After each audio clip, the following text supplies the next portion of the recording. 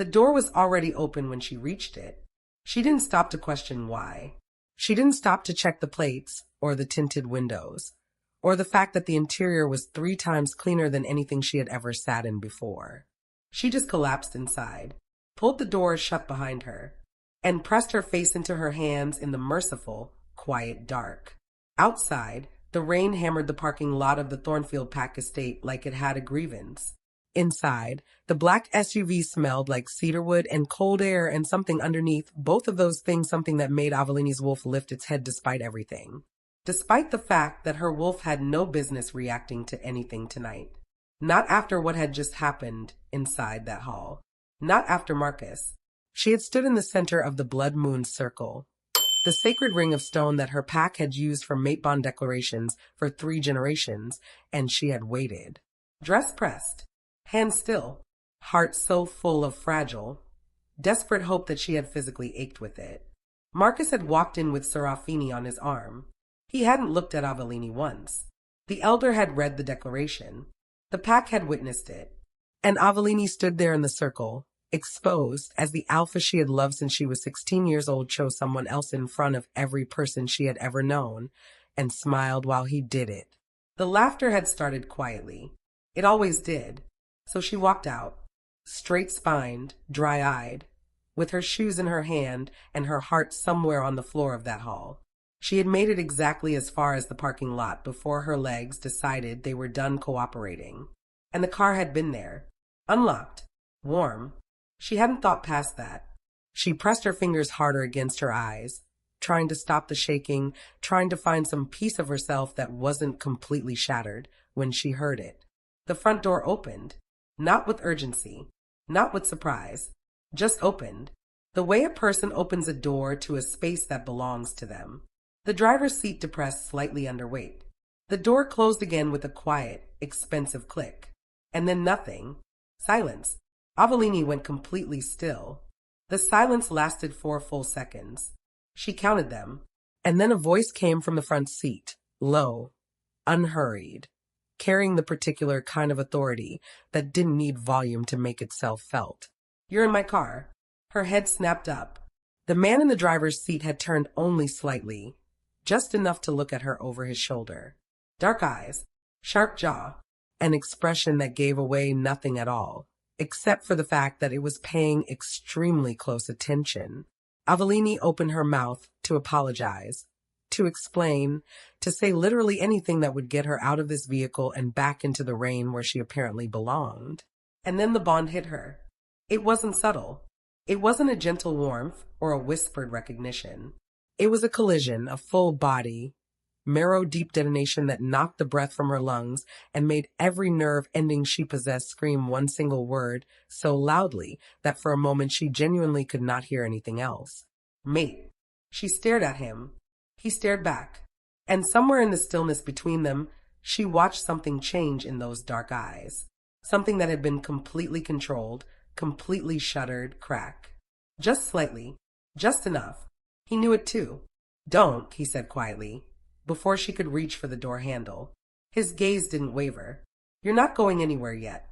Avalini's hand hovered over the handle. The rain beat against the windows.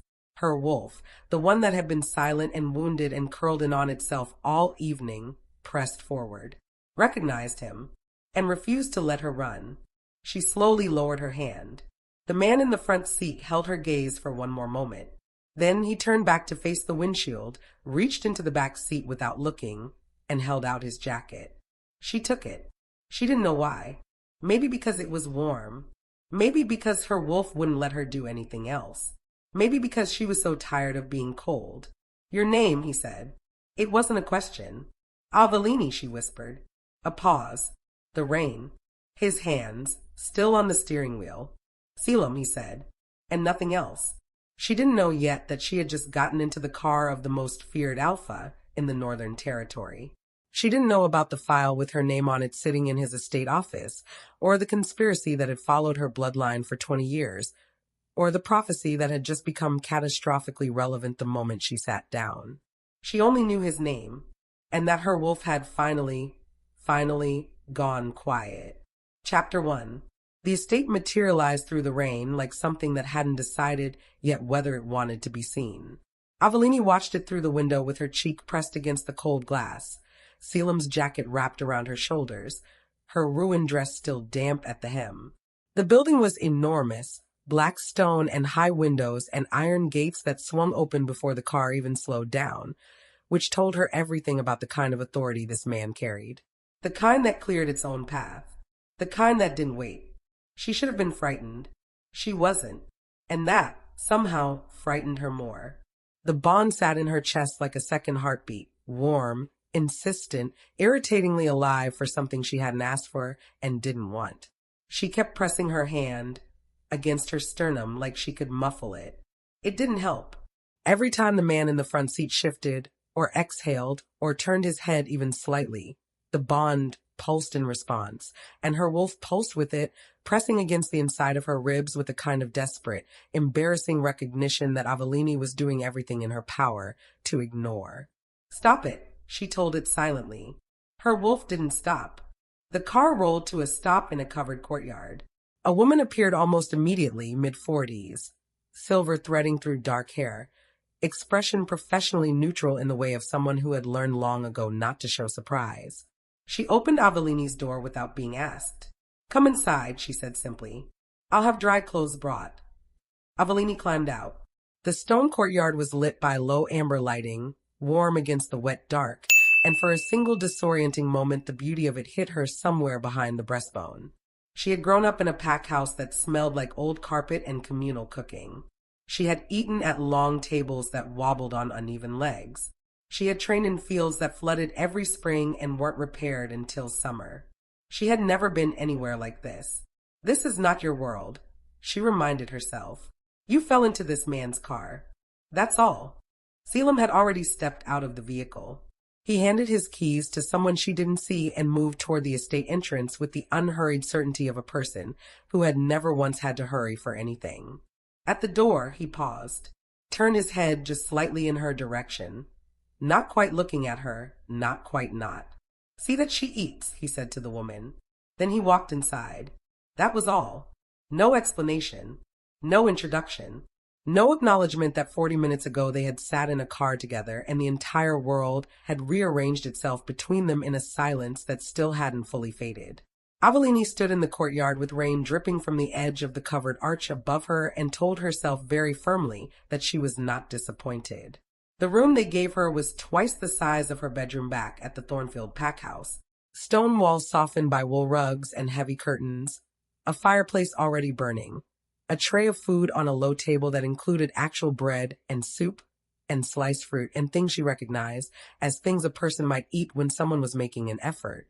She sat on the edge of the bed in borrowed clothes, simple dark trousers and a gray tunic, both slightly too long, and ate because she hadn't since morning and her body was past pretending otherwise. She didn't let herself cry again. She had done that in the car, in the dark, before she knew anyone was watching. She would not do it again in a stranger's house. "You're fine," she told herself, in the voice her mother used to use. "You're breathing. That's enough for tonight." Her mother had said that a lot, in the last year before she died, as if breathing were an achievement worth marking. As if survival on its own were something to be proud of. Avellini had never fully agreed. But tonight, sitting in a firelit room in a house that didn't belong to her, wearing clothes that weren't hers, holding the fraying edges of a dignity she had just barely managed to carry out of that ceremony. Tonight, she thought she understood it a little better. A knock at the door. She straightened before she even decided to. "Come in." The man who entered wasn't Selim. He was younger, late 20s, perhaps, with a broad build and watchful eyes the color of storm clouds. He wore the kind of carefully neutral expression that people wore when they were deciding whether to trust you. "Reeve," he said, by way of introduction. He didn't sit, didn't move past the doorway, just looked at her with those careful eyes. "I'm the beta here." "Avellini," she replied. "I'm the woman who accidentally stole your Alpha's car." Something shifted in his expression, not quite amusement, but adjacent to it. "He told me." "What exactly did he tell you?" A pause. "That you needed somewhere safe for the night." He glanced once around the room, assessing something she couldn't read. "That's all." That wasn't all. They both knew it. The mate bond was not something alphas typically kept private from their betas, which meant either Selim hadn't told Reeve what had passed between them in that car, or Reeve already knew and was choosing, very deliberately, to say nothing about it. Neither option made her feel particularly settled. "The woman who let me in," Avellini said. "Who is she?" "Marin. She keeps the household." "A beat. She's the one you want if you need something at night. Don't go wandering on your own." He said it without menace, but the shape of it was still clearly a boundary. The estate is large, and not all of it is easy to navigate. Avellini looked at him steadily. "Am I a guest or a prisoner?" Reeve held her gaze without blinking. "That depends entirely on why you were in that parking lot. I got rejected in front of my entire pack, and I needed somewhere to sit down." A silence. His expression shifted again, something moving beneath the careful surface, something that looked, briefly, like recognition. "Eat," he said finally, "and sleep. The Alpha will speak with you in the morning." He pulled the door closed behind him. Avellini stared at it for a long moment. Then she looked at the fire and the food, and the borrowed clothes that were warm and clean and didn't smell like anything except clean wool and cedarwood, and she lay down, fully dressed on top of the covers. She was asleep before she could stop herself. She dreamed of the circle, of standing in it, on the way the stone had felt cold through the thin soles of her shoes, of the elder's voice, reading names that weren't hers and her, waiting, and the particular sound of a hall full of people deciding how to feel about someone else's humiliation. In the dream, she turned, and Selim was standing at the edge of the circle, just watching her. Dark eyes, still, the mate bond between them pulling taut as a wire. "You shouldn't be here," she told him. "I know," he said. Neither of them moved. Then why? She woke to the sound of voices in the hallway. Not loud, not urgent, but the particular low cadence of two people having a conversation they didn't want overheard. Avellini lay still, her wolf instincts pulling her into sharp alertness before her conscious mind caught up. Selim's voice, and someone else, older, male, clipped with authority. Cannot be a coincidence. Her pack, her bloodline, and now this. "I know what it looks like. Do you?" "Because what it looks like from where I'm standing is exactly the situation we have spent 6 years trying to prevent." A silence. "She doesn't know," Selim said. His voice was quieter now, flatter, the way voices got when they were working very hard at being calm. "She came here by accident. There are no accidents with the Ashvale line." Avellini stopped breathing. Ashvale, her mother's name, her mother's bloodline, a name she had been told meant nothing, belonged to a dead pack, carried no weight and no legacy and no reason to be spoken in anything above a whisper. A name she had been told, more than once, to forget. "She stays," Selim said, and the words carried a finality that ended the conversation like a blade coming down. Footsteps, retreating. Avellini lay in the dark with the fire burning low and her heart going very fast, and understood, with a certainty that settled into her bones like cold water, that she had not fallen into this situation by chance. Something had been waiting for her, and it had been patient for a very long time. Chapter 2. Morning arrived at the estate the way everything seemed to arrive here, quietly and on its own terms. Avellini had been awake for an hour before the light changed. She had lain in the dark listening to the estate settle around her, the distant sound of movement below, the occasional low exchange of voices somewhere down the hall, the soft creak of old stone adjusting to the cold. A living building, a working one, not the kind of place that slept late. She sat up, ran her hands through her hair, and made a decision. She was not going to wait to be summoned. She found her way downstairs by following the smell of coffee and the sound of a household already in motion. The corridor outside her room opened onto a wide landing that curved down into a receiving hall. Flagstone floors, high ceilings, morning light cutting pale and sharp through tall windows. Marin appeared at the bottom of the stairs, as though she had been expecting exactly this. "The Alpha is in the eastern study," Marin said, before Avellini could speak. "He's asked that you join him. I was going to find him anyway." "I know." The faintest suggestion of approval crossed Marin's face. "This way." The eastern study was smaller than Avellini had expected. Warmer, too. Books lined 3 of its 4 walls from floor to ceiling, interrupted only by a fireplace that had clearly been burning since before dawn.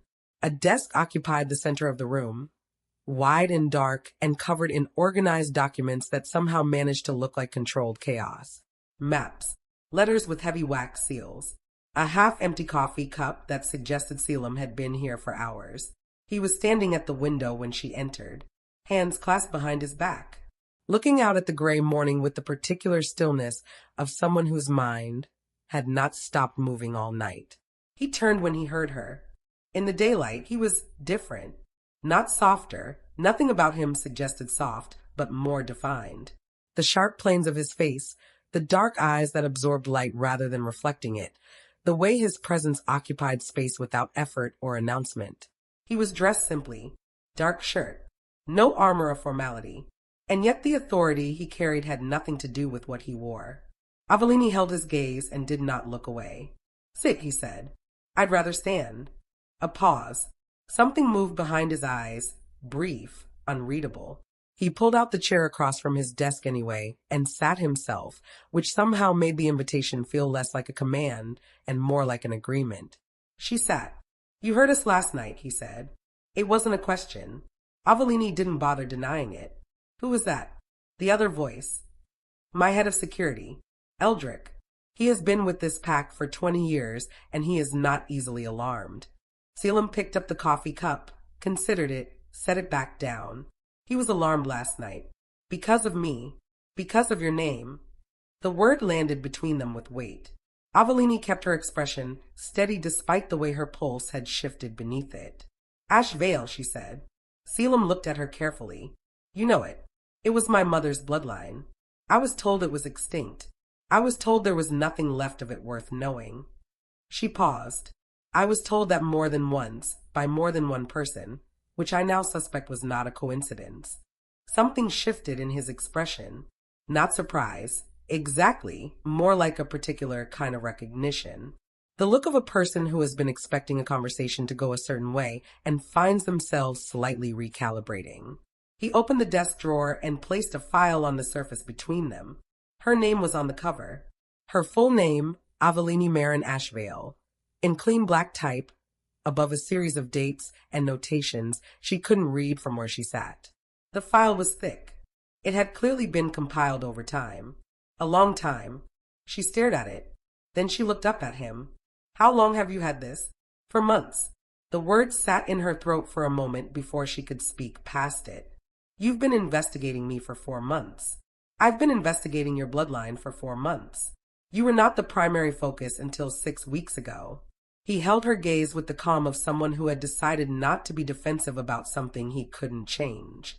When it became clear that the Thornfield Alpha was moving toward a public rejection on the night of the blood moon, I wanted to understand why. Because Marcus rejecting me was worth investigating. Because Marcus rejecting an Ashvale bloodline heir on the most powerful ceremonial night of the pack calendar was not a decision that man made on his own. His voice was even, precise.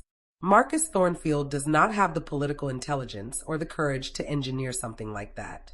Someone told him to do it. Someone made it worth his while. A beat. I wanted to know who. Avellini felt the bottom of something drop out from under her.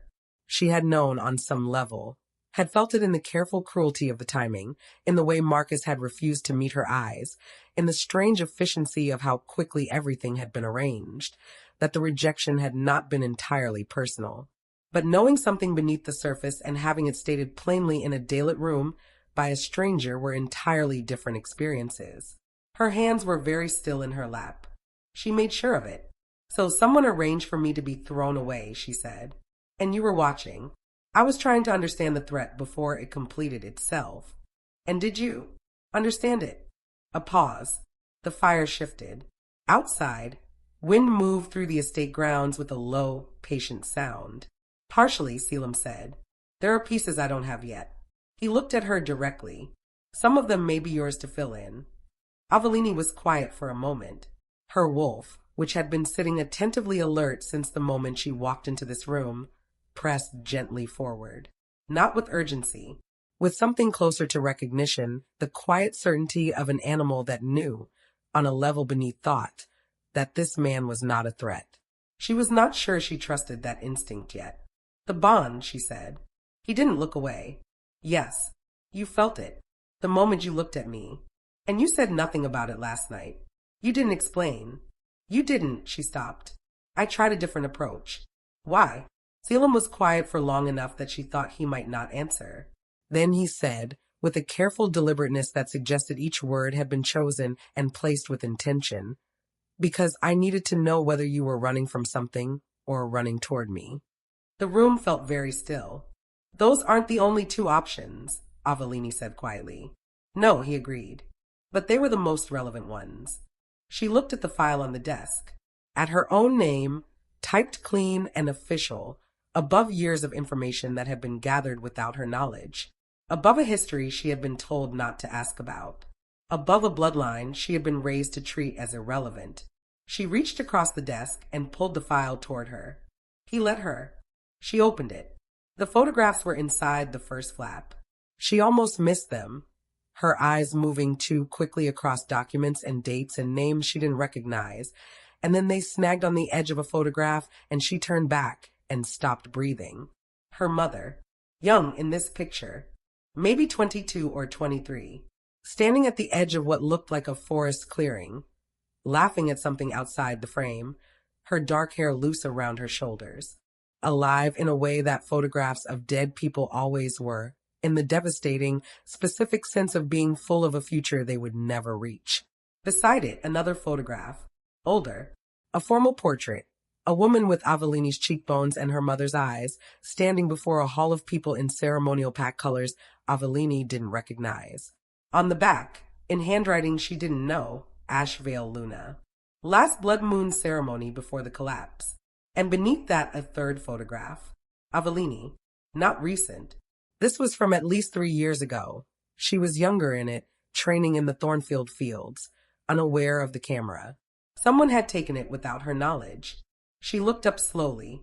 Selim's expression had not changed, but something in his eyes had. A careful watchfulness that suggested he had known this moment was coming and had not been sure how she would land on the other side of it. How long has someone been watching me? She asked. Her voice was remarkably steady. She was distantly proud of that. The photograph of you was in Eldrick's possession when he brought me this file, Selim said. It did not originate here. A cold, slow understanding moved through her.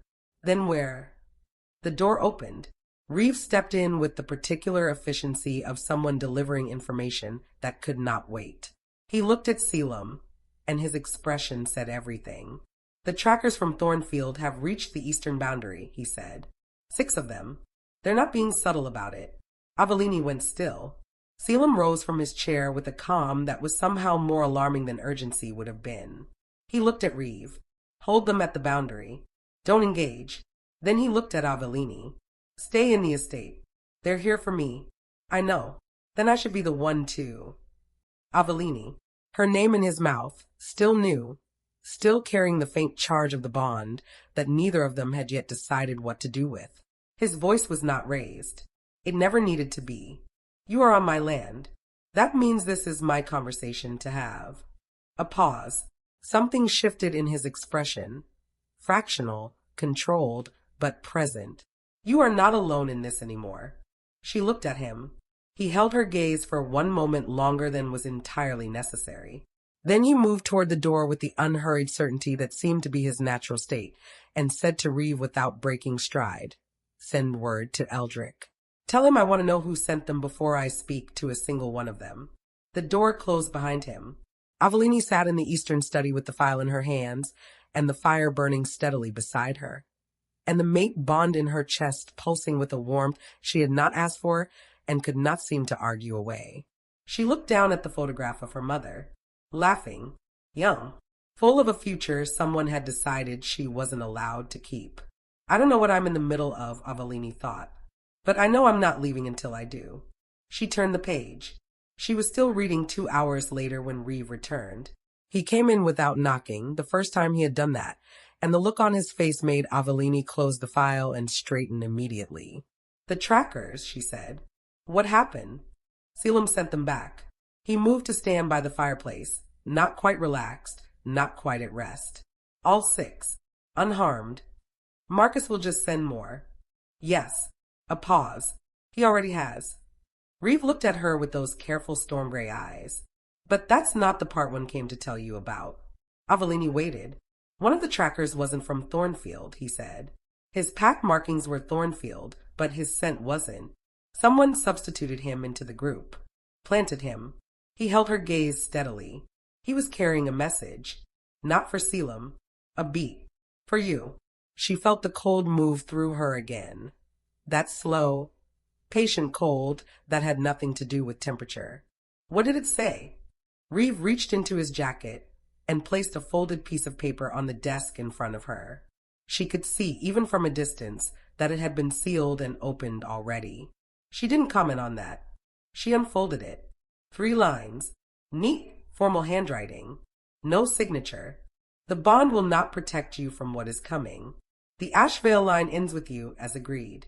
Come to the council willingly, or watch what happens to the Alpha, who stands between you and what has already been decided. Avellini read it twice, slowly. Then she set it down on the desk with a careful, deliberate steadiness that took more effort than it should have. She looked at Reeve.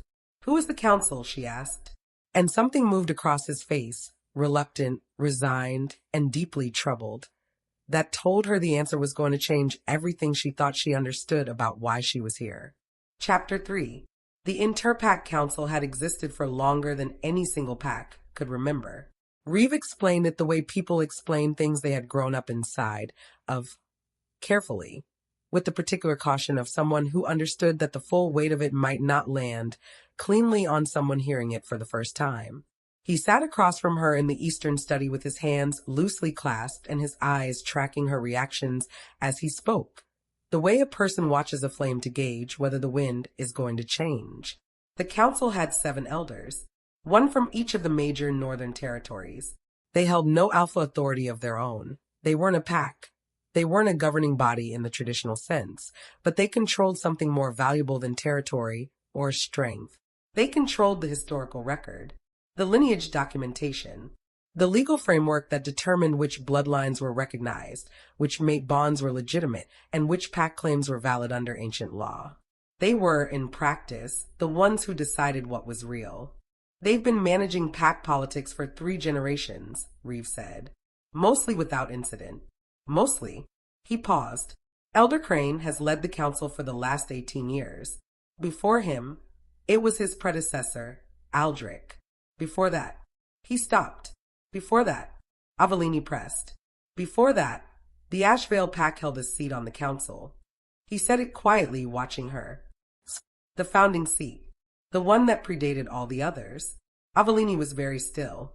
When the Ashvale pack collapsed, Reeve continued, the seat was absorbed into Crane's position. He folded their authority into his own and has held both ever since. A beat.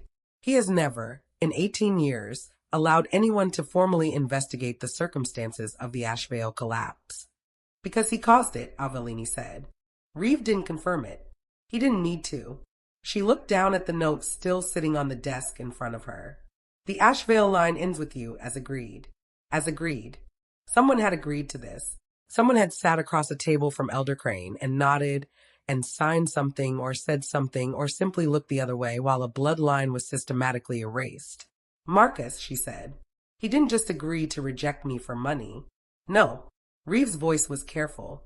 He agreed to reject you publicly on the blood moon in a way that would strip you of pack standing and leave you without protection. He met her eyes. A packless, bondless Omega with no documented bloodline recognition is legally invisible under Interpack law. No territory owes her protection. No Alpha is bound to acknowledge her claim to anything. They were making me disappear, Avellini said. Legally. Before they did it any other way. The fire moved. The morning light through the window had grown stronger, sharper, pressing itself against the stone floor in long, pale shapes. Everything looked very clear and very ordinary, which felt deeply wrong given what she was hearing. Where is Selim? She asked. Speaking with Eldrick. He'll want to know you've seen the note. He hasn't seen it. He has. A pause. He wanted you to see it before he told you what he knew. He said. Reeve stopped, appeared to reconsider. He said you deserved to read it without someone else's reaction already in the room. Avellini absorbed that. It was a small thing, practical almost. But the deliberateness of it, the specific care of a man who understood that a person's first encounter with news like this needed space to breathe, caught somewhere behind her ribs and quietly refused to let go. She folded the note, put it in her pocket. Take me to him, she said. Eldrick was not what she had expected. The voice she had heard through the door the night before had painted a picture in her mind, imposing, gray-haired, bristling with security protocols and controlled concern. The reality was a compact man in his late 50s with quiet eyes and ink-stained fingers and the unhurried demeanor of someone who had seen enough crises to know which ones deserved alarm and which ones required patience. He looked at her when she entered the room. A smaller space than the study, more utilitarian, maps covering the table and one full wall, with the direct assessment of a man taking inventory. Then he looked at Selim. Something passed between them. She reads fast, Eldrick said. She was awake before dawn, Selim replied, without looking up from the map he was studying. I can hear you, Avellini said. I know, Selim said, and looked up then. Meeting her gaze with that particular directness she was beginning to understand was simply how he operated. No evasion, no social cushioning, just the full weight of his attention, offered without apology. Come and look at this. She crossed to the table. The map was of the Northern Territories, all 7 of them, she realized, each marked in different ink, with boundary lines and packed seat locations and travel routes indicated in meticulous detail. Thornfield was there, northeast of center. And there, at the top of the map, in ink slightly darker than the rest, a territory marked not with a packed name, but with a single symbol. A half-moon overlaid on an open circle. The Ashevale seat, she said. What's left of the documented boundary? Selim set down the pen he'd been using. The physical territory was absorbed into 3 neighboring pacts after the collapse. But the legal claim was never formally extinguished. He looked at her. It was suspended, pending the confirmation of a surviving bloodline heir. Avellini's eyes moved from the map to his face. Crane has been sitting on that suspension for 20 years, Eldrick said from across the room, his voice level. As long as there's no confirmed heir, the seat stays inactive and his consolidated authority remains unchallenged. The moment a legitimate Ashevale heir is formally recognized, his founding seat dissolves, Avellini finished. And so does everything he built on top of it. Every decision made under that consolidated authority becomes legally contestable, Selim said. Every expulsion, every rejected bond claim, every territorial reassignment he has ratified in 18 years. He paused, including the ones that eliminated the other Ashevale bloodline carriers. The room was very quiet. Avellini stood at the edge of the map and let that settle into her. The full shape of it, the way it connected. Her mother's death. The careful, patient erosion of everyone who shared her bloodline. The orchestrated rejection was designed to strip her of the last protection she had before Crane could move openly. She had not been unlucky. She had been hunted, quietly, systematically, by a man who had been doing it for so long that it had simply become administration. How many, she asked. Her voice was steady. She was grateful for that. Eldrick looked at Selim. Selim looked at the map. That we can confirm, Selim said. 7. Over 19 years. A beat. Your mother was the 3rd. Avellini closed her eyes. Just for a moment. Just long enough to find the floor under her feet, and the air in her lungs, and the particular kind of stillness that exists on the other side of grief when grief has nowhere immediate to go. Then she opened them. What do you need from me? She asked. Selim studied her for a moment, that careful, absorptive attention she was becoming familiar with. Then he said, a blood confirmation, witnessed by an independent elder.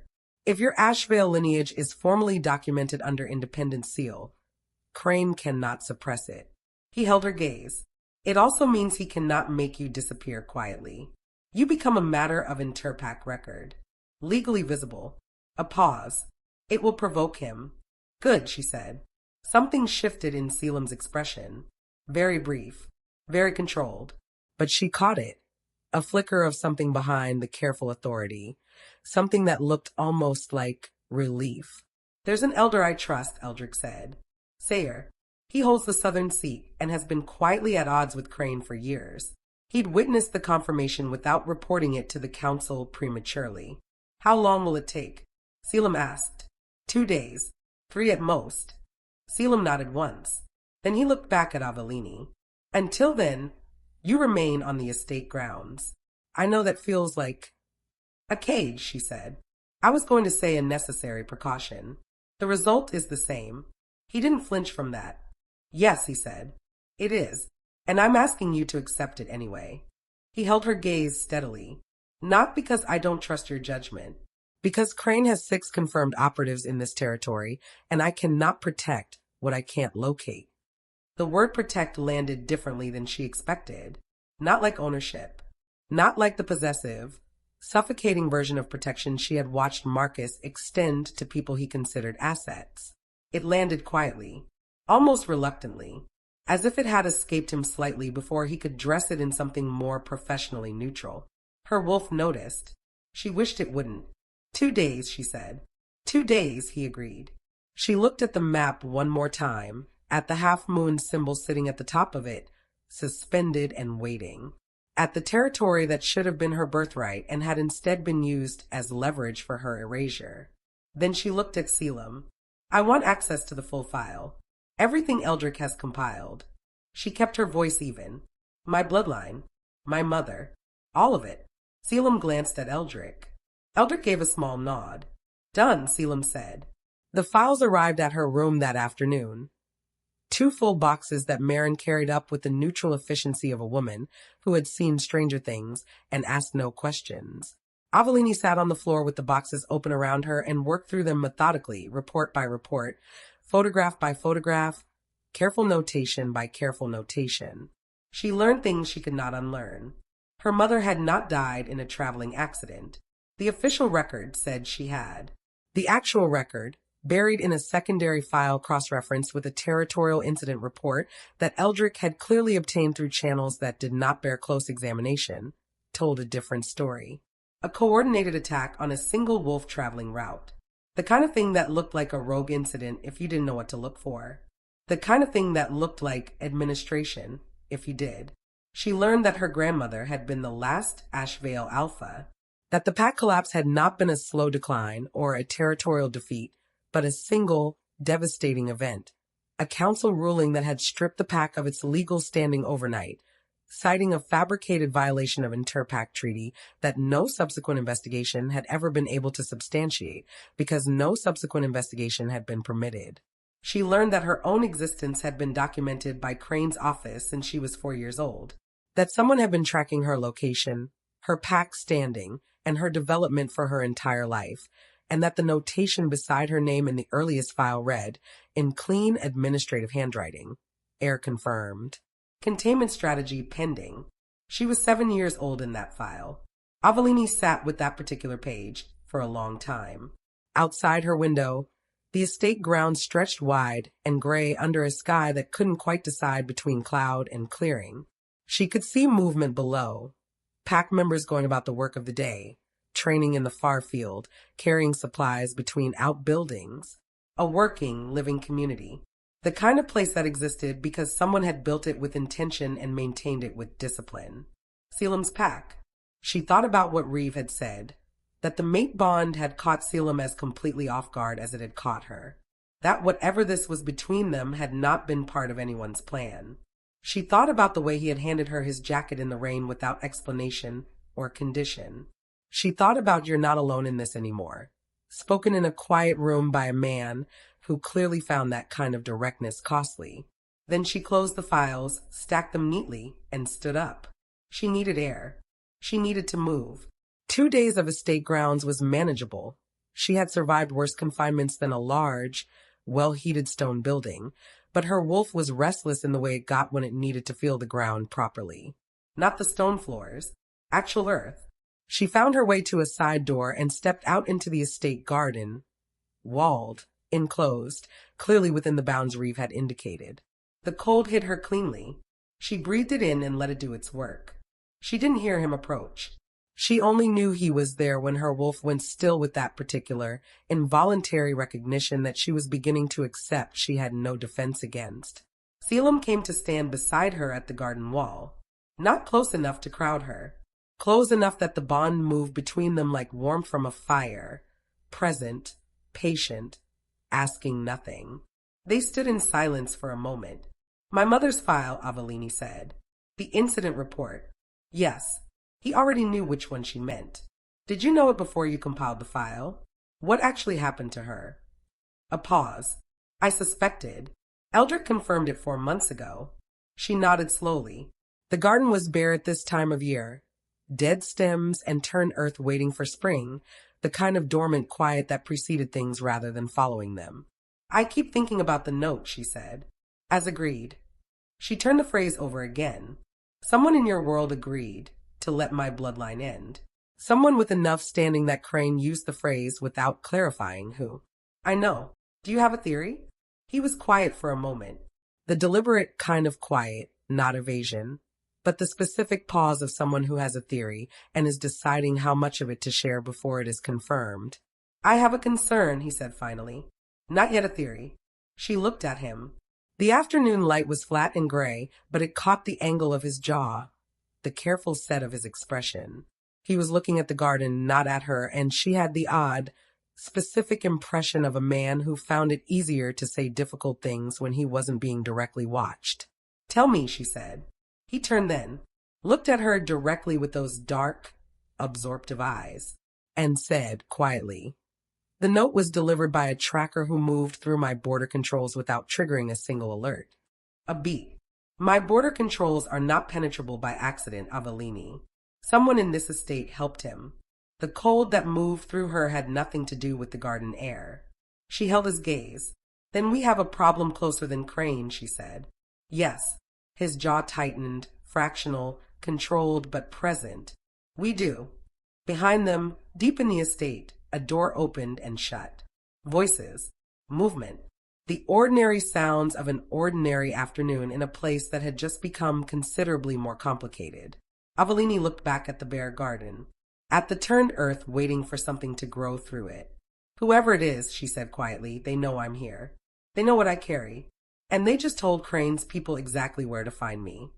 She paused, which means the 2 days we had just became considerably fewer. Selim said nothing. But when she turned to go back inside, he fell into step beside her without being asked and stayed there, steady and close, all the way to the door. Chapter 4. Sleep did not come easily that night. Avellini lay in the dark and listened to the estate breathe around her. The low settling of old stone, the distant movement of night patrol guards changing positions at the boundary, the wind working itself through the gaps in the window casement with a thin, persistent sound. She tracked it all the way a person tracks things when their mind refuses to go quiet, when there is too much to process, and the body has run out of ways to defer it. She thought about the tracker who had passed through Selim's border controls undetected. She thought about the word agreeing sitting in the middle of that note like a stone in still water. She thought about her mother, young and laughing in a photograph, full of a future that had been administratively canceled by a man who had never once had to look her in the eye while he did it. And underneath all of it, quiet and persistent as the wind through the casement, she thought about Selim. Not the alpha, not the authority or the sharp jaw, or the way his presence occupied space without announcing itself. She thought about the specific, deliberate way he moved through the world, as though every action had been considered before it was taken. As though nothing he did was accidental. He had stood beside her in the garden until she went back inside. He hadn't touched her, hadn't crowded her, hadn't offered comfort in the practice. Hollow way of people who offer comfort as a social transaction. He had simply stayed, close enough that the bond could breathe, far enough that she had room to stand in her own grief without someone else's presence pressing against it. She did not know what to do with a man like that. Her wolf did. Her wolf had decided with absolute, irritating certainty from the moment it recognized his scent in that dark car. But her wolf had not spent the last 10 years watching someone build a careful distance between themselves and the possibility of being hurt. And it had not had to live with the particular exhaustion of loving someone who kept choosing someone else. Her wolf had opinions. Avellini had history. She turned onto her side and closed her eyes and made a deliberate effort to sleep. She was still making that effort when the bond pulled. Not the gentle warmth she had grown accustomed to over the past 2 days. Something sharper. A spike of alertness traveling down the connection between them like a current, not pain, but urgency. The specific, wordless signal of a person whose instincts had shifted into a different register entirely. Avellini was on her feet before she had made a conscious decision to move. She crossed to the door, opened it, and stepped into the hallway. Dark. Empty. The low amber wall sconces burned at half light and cast long shadows across the flagstone. Nothing moved. She stood still and let her wolf senses open. There, at the far end of the corridor, a scent that didn't belong. Clean but wrong. The kind of wrong that came from something being deliberately masked. Someone who knew what they were doing. Someone who had been in this building before. She moved without sound toward the eastern wing. The corridor turned. She followed it, and then stopped. Selim was already there. He stood at the intersection of 2 hallways in the dark, utterly still, with the particular stillness of someone who had been waiting, not for her specifically, but for whatever was coming. He had clearly been up for some time. He was dressed but not formally, dark trousers, a shirt not yet fully buttoned at the collar, which somehow made the controlled authority he projected more striking rather than less, like catching a blade unsheathed. He looked at her without surprise. "You felt it," he said quietly. "The bond woke me." Something moved in his expression at that. Brief and carefully contained, but present. "There's someone in the lower east corridor," he said. "They've been stationary for 4 minutes, waiting for something."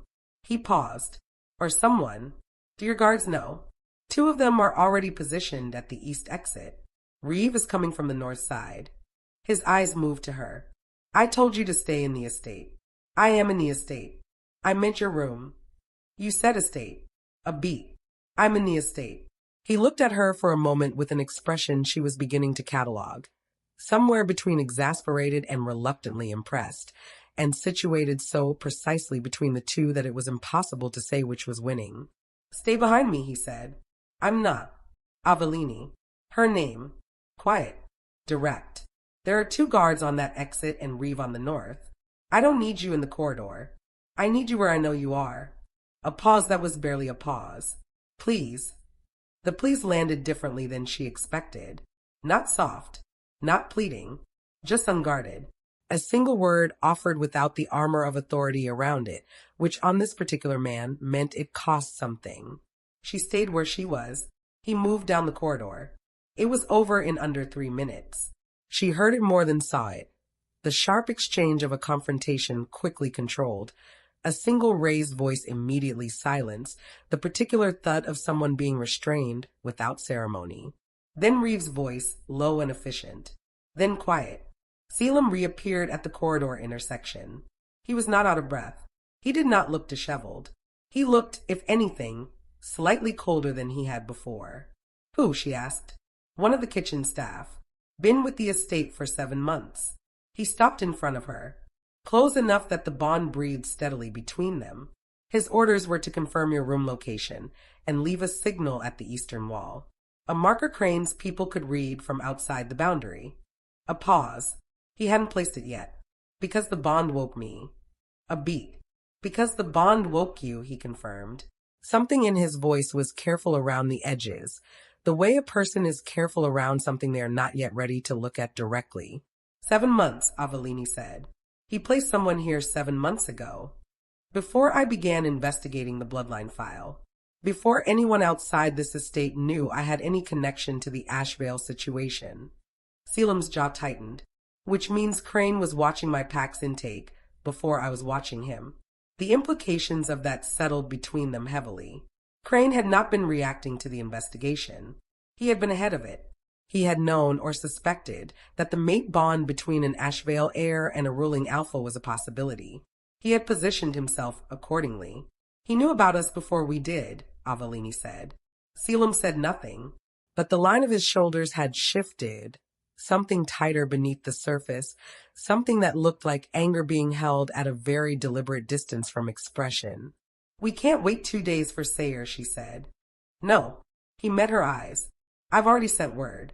He'll be here by tomorrow morning. She nodded.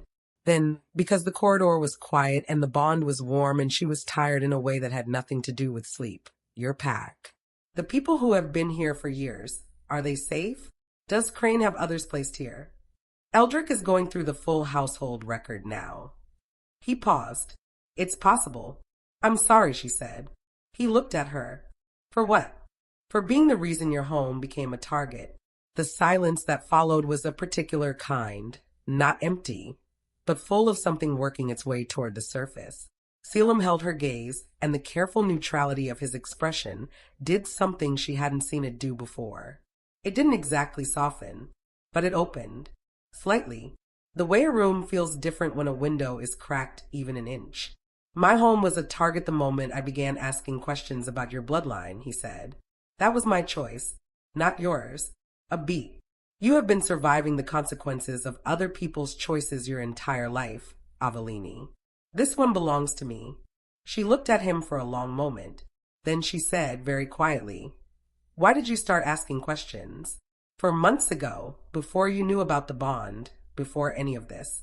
Why did you care about an obscure bloodline suppression that had been filed away for 20 years? The corridor was completely still.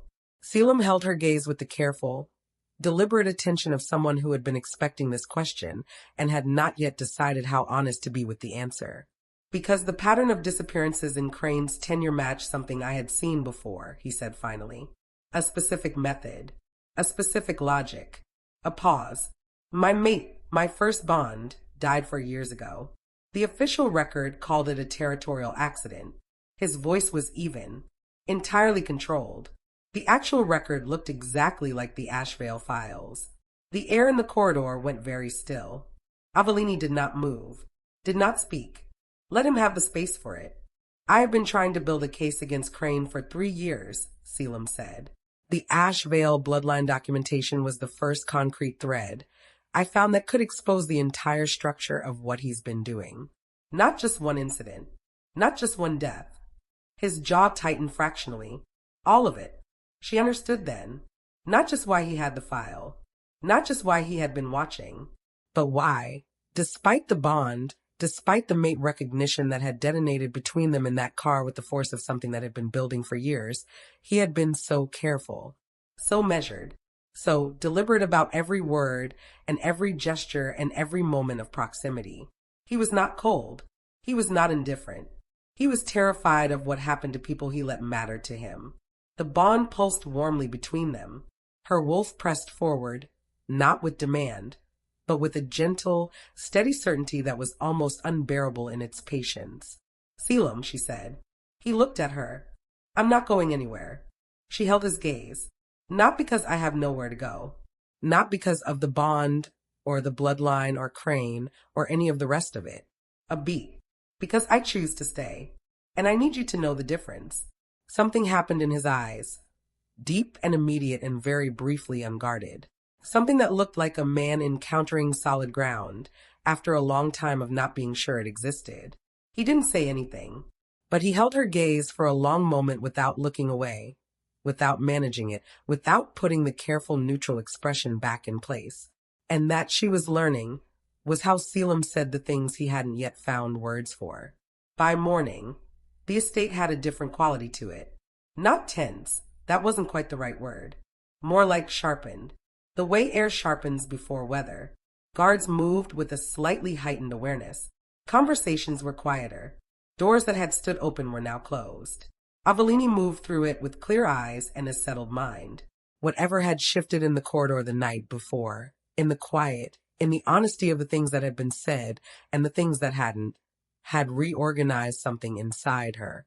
She felt less like a person who had fallen into a situation and more like one who had planted her feet and decided to stand. She was in the front hall when Reeve found her.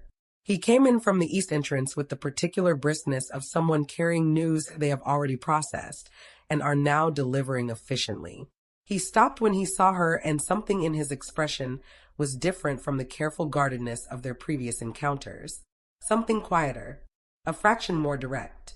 Sayer is 40 minutes out, he said. Selim is preparing the confirmation room. Good. She met his eyes. Reeve. He waited. Last night. The kitchen operative. She kept her voice level. You were in the north corridor. You reached the east side in under 2 minutes, which means you were already moving before Selim called for you. She held his gaze. You knew before we did. A pause. Not the pause of a man caught. The pause of a man deciding. I had a suspicion about him, Reeve said carefully.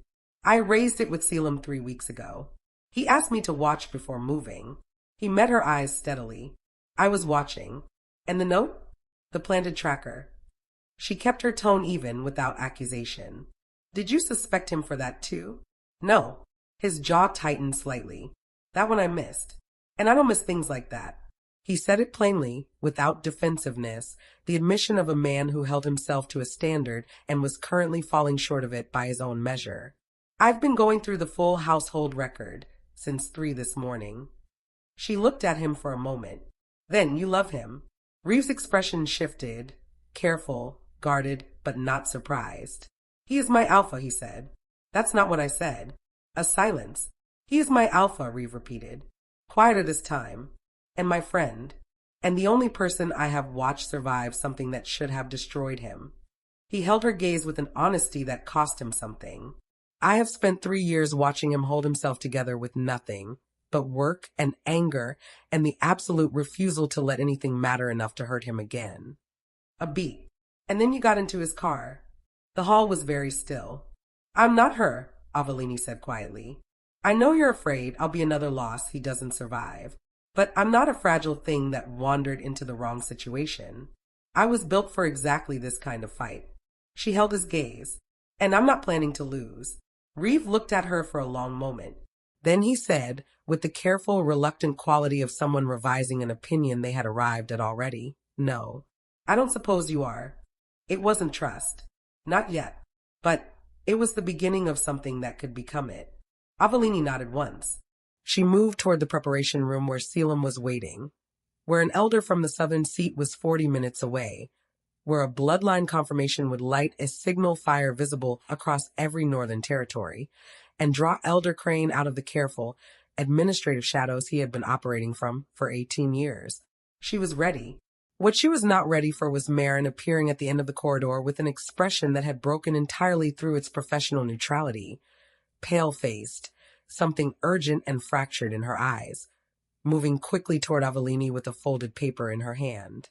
This came through the household channel, Marin said, her voice lower than Avellini had ever heard it. It's coded to your name. The origin signal is external. A pause, in which Marin clearly made a decision. It came from inside the council's communication network. Avellini took the paper, unfolded it. One line, different handwriting than the last note. Smaller, shakier, the handwriting of someone writing quickly and in fear. There is a 7th Ashvale carrier still living. Crane does not know. Find her before he does. Her name is. The line ended there. Cut off, as if whoever had been writing it had run out of time.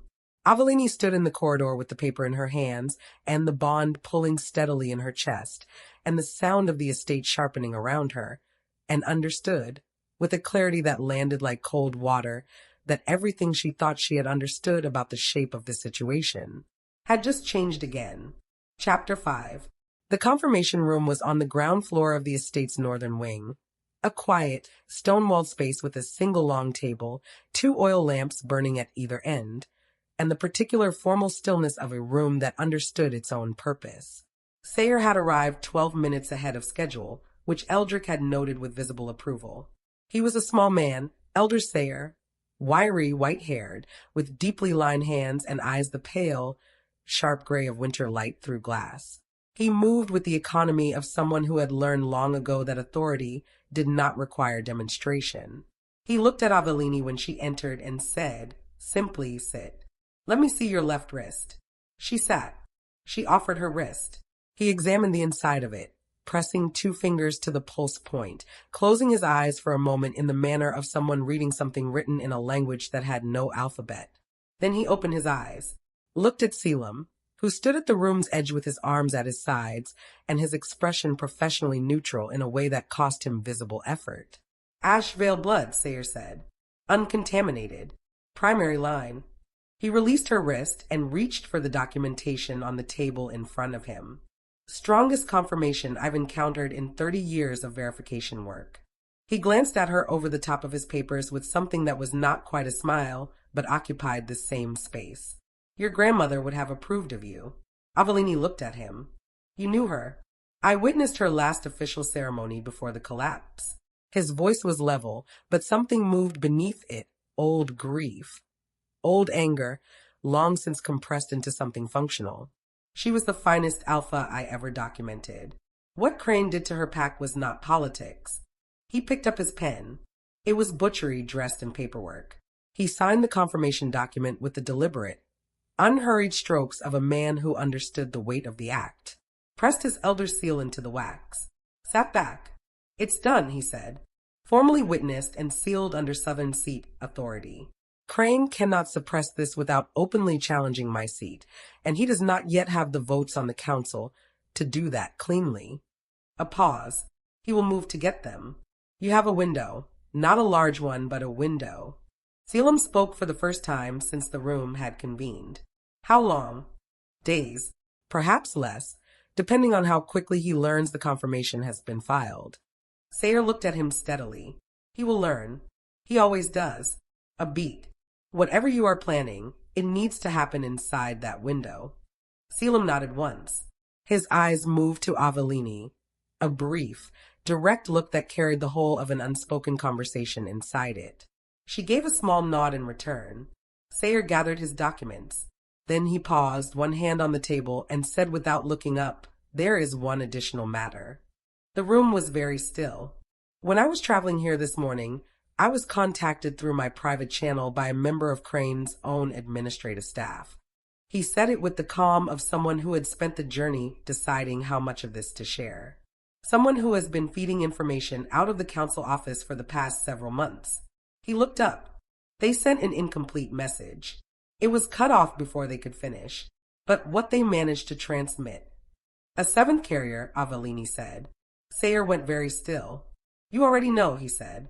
We received the same message through the household channel this morning. She held his gaze. They didn't finish the name. Sayer was quiet for a moment. Then he reached into the inner pocket of his coat and placed a second piece of paper on the table, smaller than his documents, folded once. My contact managed to transmit a second fragment through a different channel 6 minutes after the first. He pushed it toward her. It arrived just as I was leaving. Avellini looked at Selim. He gave a single nod. She unfolded the paper. Her name is Sorrel. She is 14 years old. Crane's people found her 3 days ago. She is being held at the transit house on the Greyvale border under a false ward placement order. You have less time than you think. Avellini read it twice. The name settled into her with a specific, heavy recognition. Sorrel, a child, 14 years old, carrying the same bloodline that had been making people disappear for 2 decades, currently being held in a location that existed, officially, for the housing of unclaimed juvenile omegas awaiting pack placement. A legal mechanism, a legitimate structure, completely invisible to interpack oversight unless someone specifically looked. Crane wasn't just erasing bloodlines. He was doing it carefully, procedurally, using the very framework of pack law to eliminate the people that same law was meant to protect. She set the paper down. I looked at the lamp flame, gave herself exactly 3 breaths to feel the full weight of it, the fury, the grief, the specific cold clarity that comes when something abstract becomes a 14-year-old girl with a name. Then she looked at Selim. We need to go to Greyvale. Yes, he said. He had clearly already been there in his thinking. Eldrick is mapping the transit house location now. Crane will have people there. Yes. And if he gets word that the confirmation has been filed before we reach her, he will move her. Selim's jaw tightened. Or worse, Sayer rose from the table and buttoned his coat with the methodical care of a man preparing to re-enter a cold morning. I will file the confirmation documentation through the independent archive before I return south, he said. Once it is lodged there, Crane cannot remove it without triggering a full council audit. He paused at the doorway and looked at them both, the specific look of an old man who has seen the shape of things many times and recognizes it again now. Whatever happens at Grey Vale, make sure the girl is beyond his reach before he finds out you've moved against him. A beat. After that, the legal record will do the rest. He left. The room was quiet. Avellini stood and walked to the window. Outside, the estate grounds were pale and cold under a sky that had finally committed to clouds. She could see the far boundary tree-line from here, dark and still, holding its own counsel. How far is Grey Vale? She asked. 3 hours by road. Less if we go through the eastern pass on foot. Selim moved to stand beside the table, studying the map Eldrick had brought in earlier. I'll take 4 of my best. Travel light. No pack markings, nothing that signals a coordinated move before we're in position. I'm coming. She said it without turning from the window, stated it as plainly as a fact about the weather. Behind her, she heard him stop moving. Avellini. She is of Ashvale blood, Avellini said. Whatever authority my confirmed bloodline carries, it is relevant to her situation in ways that yours isn't. A ward placement order can be challenged on site by a recognized bloodline elder of the same line. She turned then, because this part needed to be said face to face. I am the only person in this territory who can walk into that transit house and legally contest her placement without triggering an immediate council challenge. She held his gaze. You know I'm right. The muscle in his jaw moved. The careful, neutral expression worked hard. I know you're right, he said. It sounded like it cost something. Then we leave within the hour. He held her gaze for a moment longer. Then he turned to the door and said, with the particular flat efficiency of a man rerouting his energy from argument to preparation, I'll tell Reeve. They moved out before noon. 6 of them total, Selim, Avellini, Reeve, and 3 pack members whose names were Dax, Fenwick, and a quiet, broad-shouldered woman called Vanya, who Avellini had seen training in the far field, and who moved with the specific, unhurried competence of someone who had been in difficult situations before and had never once been the one who didn't come back. No pack colors, plain traveling clothes. They went through the eastern pass on foot, then picked up horses at a way station 2 miles out that Eldrick had arranged with a brevity that suggested he made such arrangements regularly and without drama. The landscape changed as they moved south and west. The clean northern highlands gave way to denser forest, rockier ground, a different quality of cold, wetter, heavier, the kind that pressed through clothing and stayed.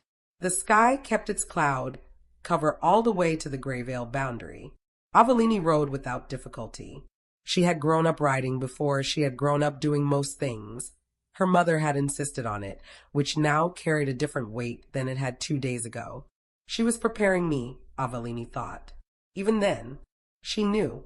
She rode beside Selim for most of the journey. Not talking, they had covered the operational details before they left, and there was nothing to add that Eldrick hadn't already mapped. But the bond moved warmly between them with the steady, almost domestic comfort of something that had stopped needing to introduce itself. Twice, she caught him looking at her. Both times he looked away before she could decide what the expression meant. The second time, she decided not to let it pass. You can just say it, she said. He kept his eyes forward. Say what? Whatever you've been not saying since the confirmation room. A pause. The horses moved steadily. Trees on either side. You handled Sayer, he said finally. The confirmation. The news about the girl. All of it. He paused. Without flinching. I flinched on the inside. I know. Something in his voice was careful. That's not what I mean. He looked at her then, directly, with that full, absorptive attention. I mean that you received information that most people would need days to process, and you converted it into a plan inside 3 minutes. A beat. You are not what I expected. She held his gaze. What did you expect? Someone who needed protecting. And now, the corner of his mouth moved, barely, but she had catalogued enough of his expressions now to catch it. Someone who is going to make protection considerably more complicated, to provide. He looked back at the road, and do it entirely on purpose. Avellini felt something loosen in her chest that had been held tight since the rejection ceremony, a specific, small warmth that had nothing to do with the mate bond. The simple, clean warmth of being seen accurately by someone who had chosen to look. She looked ahead at the road. Selim, she said. When this is over. She kept her voice even, kept her eyes forward. When Crane is answered for and the girl is safe, and the bloodline is documented and unassailable. A pause. What do you want? The question sat in the cold air between them. He was quiet for long enough that she thought he might defer again, might manage the moment back into something professionally neutral and leave the real answer for another time. Then he said, with a quietness that had no performance in it at all, I think you already know. She did. She looked ahead at the gray road through the dark trees and did not allow herself to smile. But her wolf settled into its warmest, most satisfied stillness, and for the first time in as long as she could remember, the future did not feel like a threat. The transit house appeared through the trees at the edge of the Greyvale border territory as the afternoon light was beginning to fail. It was larger than Avellini had expected, a long, low stone building with small high windows and a perimeter wall that had clearly been added after the original construction. Official signage on the gated entrance read Ward Transition Facility, Greyvale District, Council Administered. Clean, legitimate, bureaucratically unremarkable. She looked at it and thought about a 14-year-old girl inside it with her bloodline and her fear and no idea that anyone was coming. They stopped in the tree covered 200 yards out. Selim signaled the group to halt. 2 at the gate. At least 1 inside, possibly more. Reeve had his eyes on the building with the focused attention of someone counting resources. Council's sigil on the wall means they have legal standing to refuse entry. Not to me, Avellini said. She reached into the traveling pack and removed the document Sayer had pressed into her hands as they left, a notarized copy of the bloodline confirmation bearing his seal. A confirmed bloodline heir presenting in person supersedes a ward placement order under foundational pack law. Article 9 of the original charter. She looked at Selim. They have to let me in. They don't have to let the rest of us in, Reeve said. No, she agreed. Which is why you won't come through the gate. She looked at Vanya, who had been listening with her arms folded and her expression quietly professional. How long will it take to clear the perimeter on the east side? For minutes, Vanya said without hesitation. Give me 6 from the moment I walk through the gate. If I'm not back out with the girl in 6 minutes, come in. She looked at Selim. All of you. Selim's expression had gone very still in a way she recognized now as the specific stillness of a man overriding a strong instinct with a stronger discipline. He held her gaze, studied her face with the full weight of his attention. Then 6 minutes, he said. Not 7. She tucked the document inside her coat, straightened her collar, took a single breath of the cold, wet Greyvale air. Then she walked out of the tree cover toward the gate alone, with her head level and her bloodline confirmed and 400 years of Ashvale authority straightening her spine, 1 step at a time. Behind her, she felt the bond pull taut, warm, tense, absolutely present. Selim watching, counting. She kept walking. The guard at the gate looked up as she approached, took in her plain clothes, the solitary arrival, the document she was already holding out before he could form a question.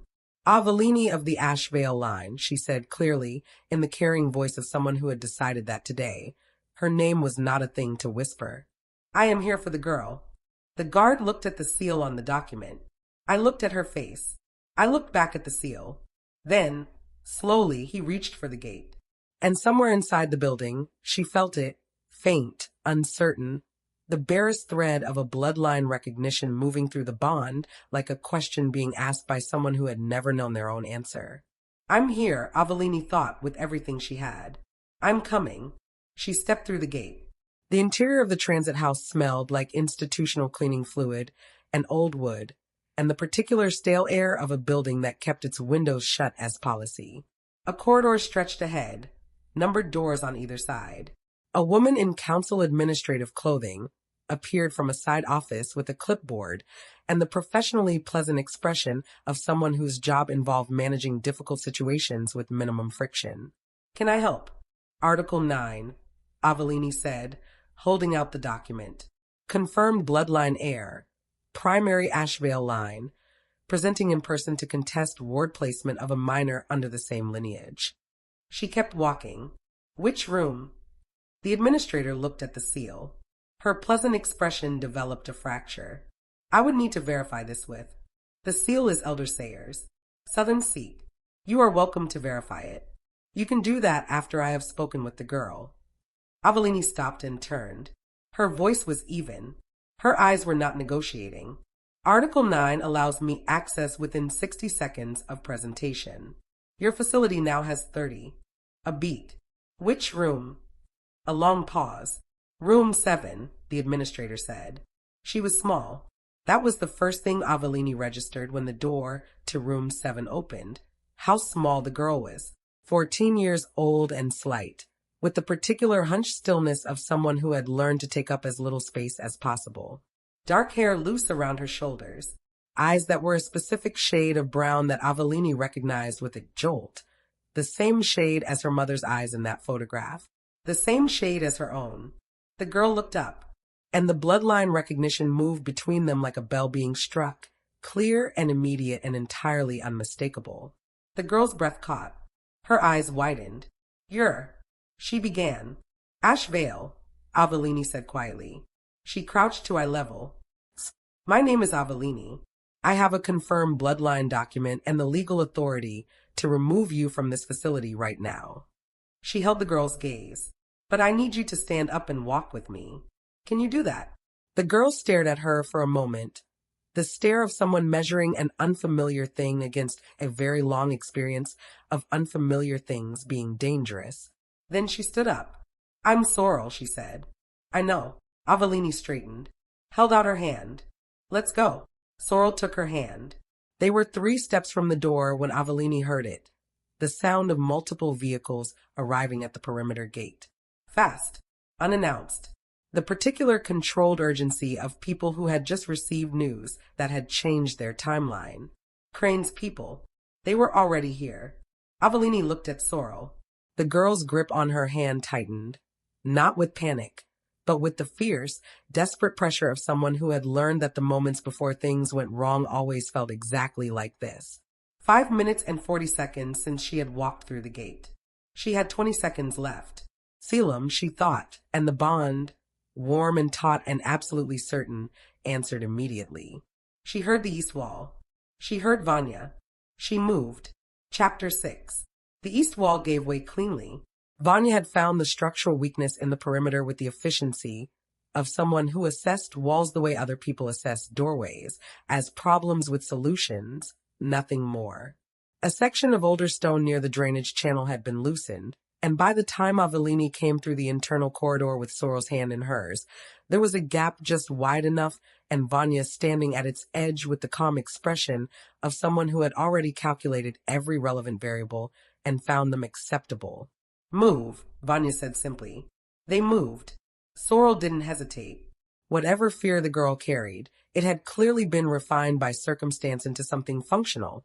She cleared the gap without being told twice, without stumbling, without looking back. Avellini came through directly behind her and felt the cold outside air hit her face like confirmation. Reeve materialized from the tree cover to her left.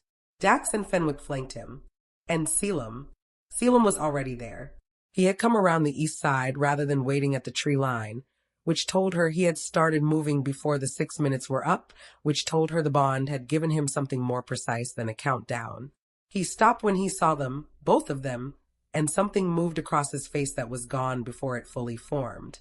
His eyes went to Sorrel first, a brief, assessing sweep. Then to Avellini.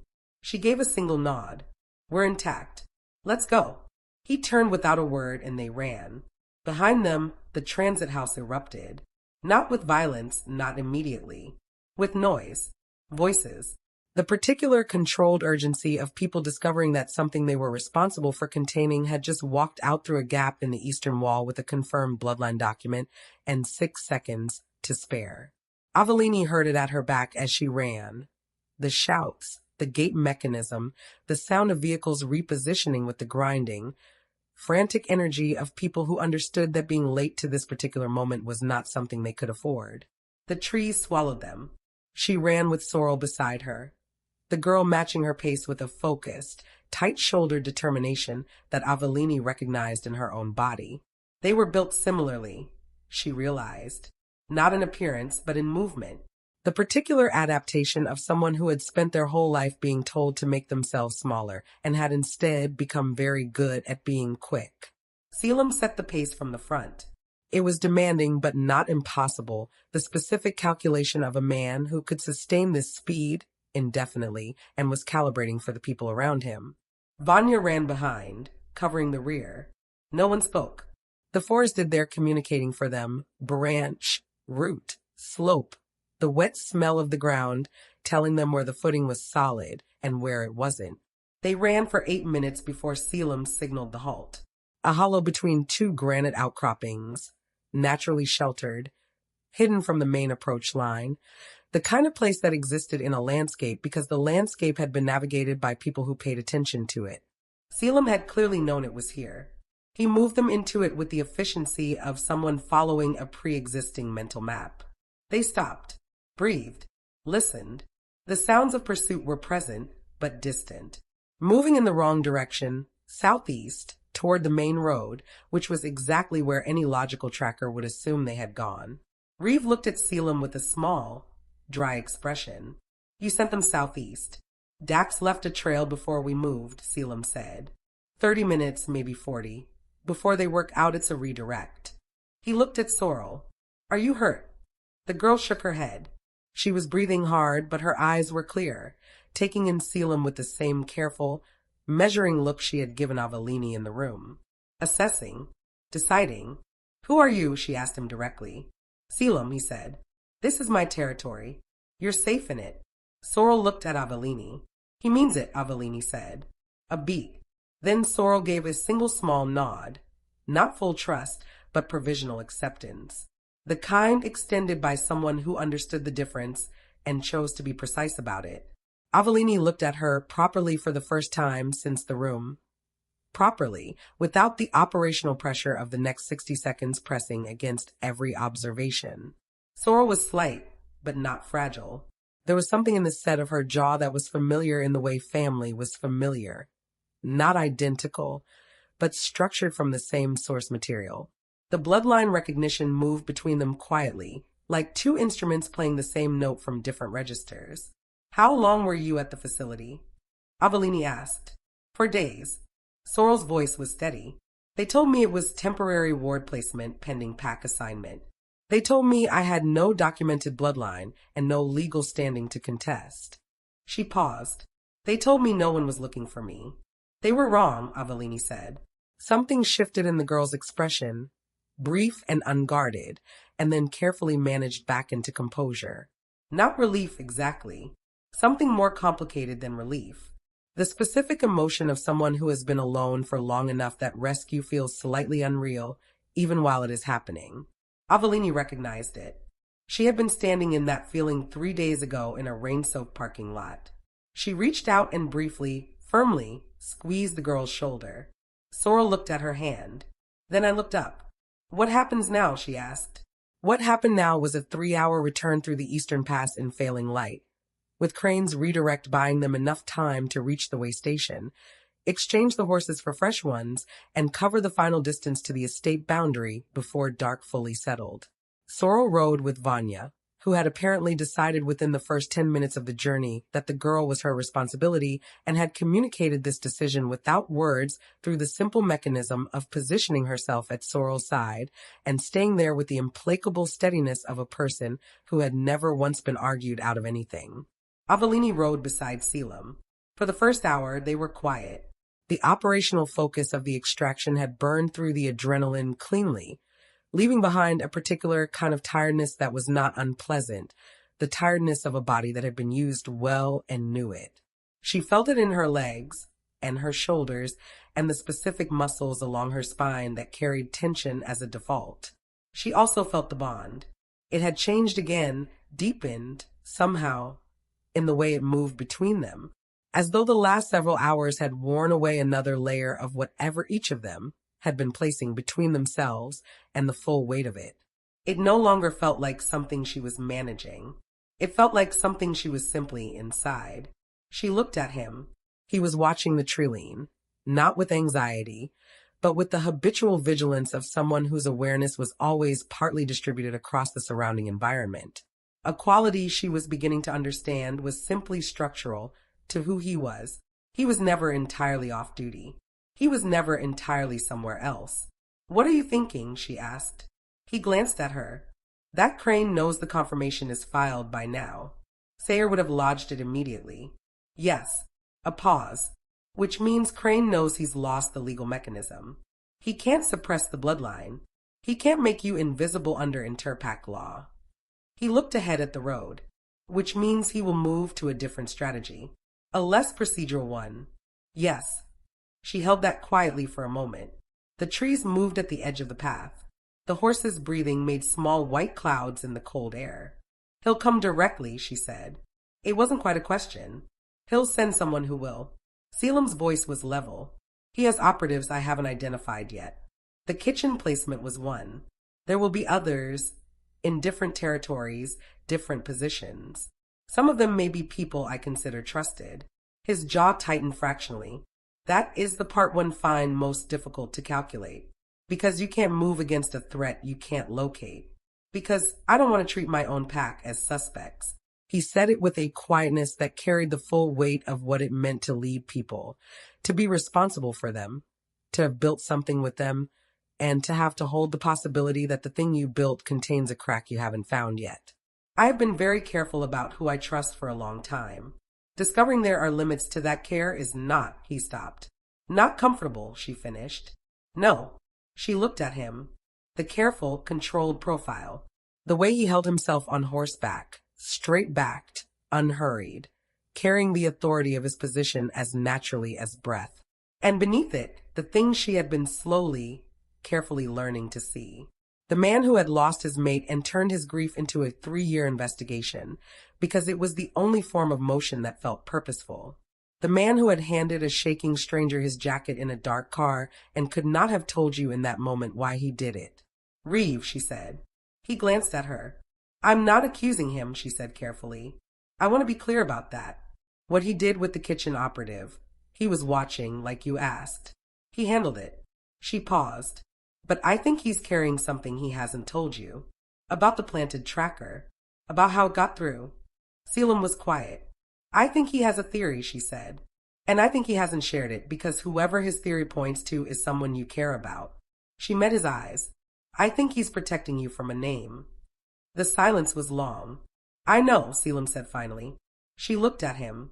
"I have the same theory," he said. "And I've been hoping I'm wrong." He looked ahead at the road with an expression that was not quite painful, but occupied its shadow. "Eldrick has been with my pack for 20 years. He is the most loyal person I have ever known." A pause. "He is also the person who compiled the bloodline file, who had access to the household intake records, who was positioned to know, before almost anyone else, that you were here." The cold moved through her differently now. Not with shock. She had already felt the shape of this approaching, somewhere at the edge of her thinking, but with the specific, quiet grief of a truth that cannot be made smaller no matter how much you wish it could. "You don't want it to be him," she said. "No." His voice was very even. "He has been the closest thing I have had to a father since I was 22 years old. A beat. But wanting does not change what the evidence suggests." Avelini was quiet for a moment.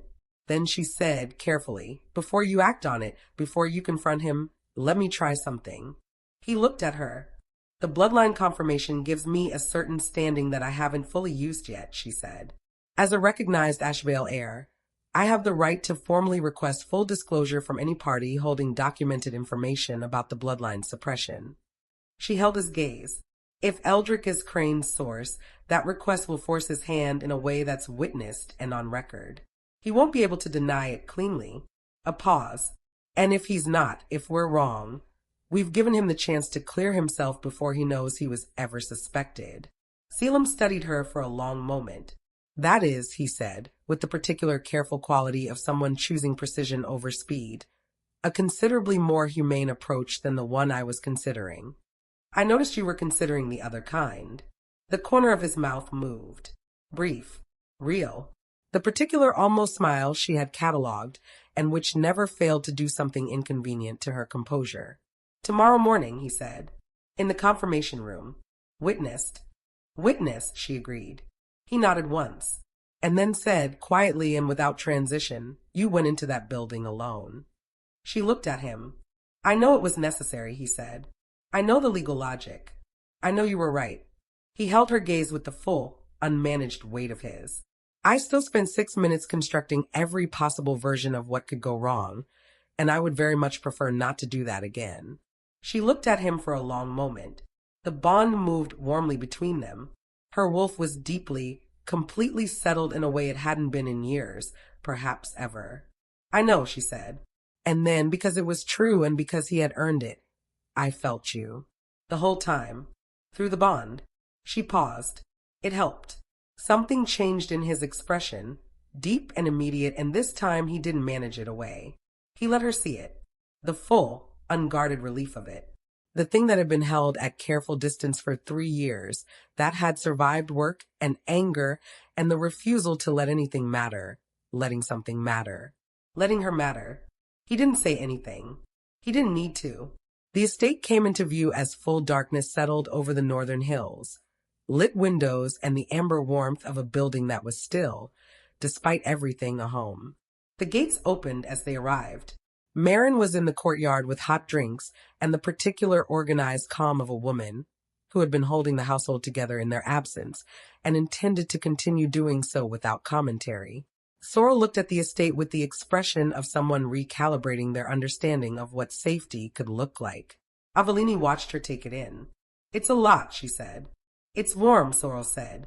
Something in her voice was careful, deliberately understated in the way of a person who has learned not to want things too visibly in case they're taken. That's enough. Avellini understood that exactly. She had said something almost identical to herself 3 days ago in a borrowed room with a fire burning and food she hadn't expected. Come inside, she said. There's a room for you. Marin will. I'll see to her, Marin said, appearing at Sorrel's other side with the smooth efficiency of someone who had made this decision independently several minutes ago. She looked at the girl with a direct, warm practicality. Hungry? Sorrel blinked. Yes. Good. Marin steered her toward the entrance. I made enough for people who've been doing reckless things in cold weather, which appears to be everyone tonight. Sorrel glanced back once at Avellini, a brief, searching look. Avellini gave a small nod. You're safe. I'm not going anywhere. The girl turned back and walked inside. The household had quieted by the time Avellini found the eastern corridor. She had meant to go to her room. Her body was genuinely tired now, the clean, demanding tiredness of a day that had moved fast and required everything, and her mind needed the space of sleep to process what tomorrow was going to require. She had not entirely planned on stopping outside Eldrick's study. The light was on beneath the door. She could hear him inside. The quiet, methodical sound of papers being organized, the small sounds of a man working late. As he always did.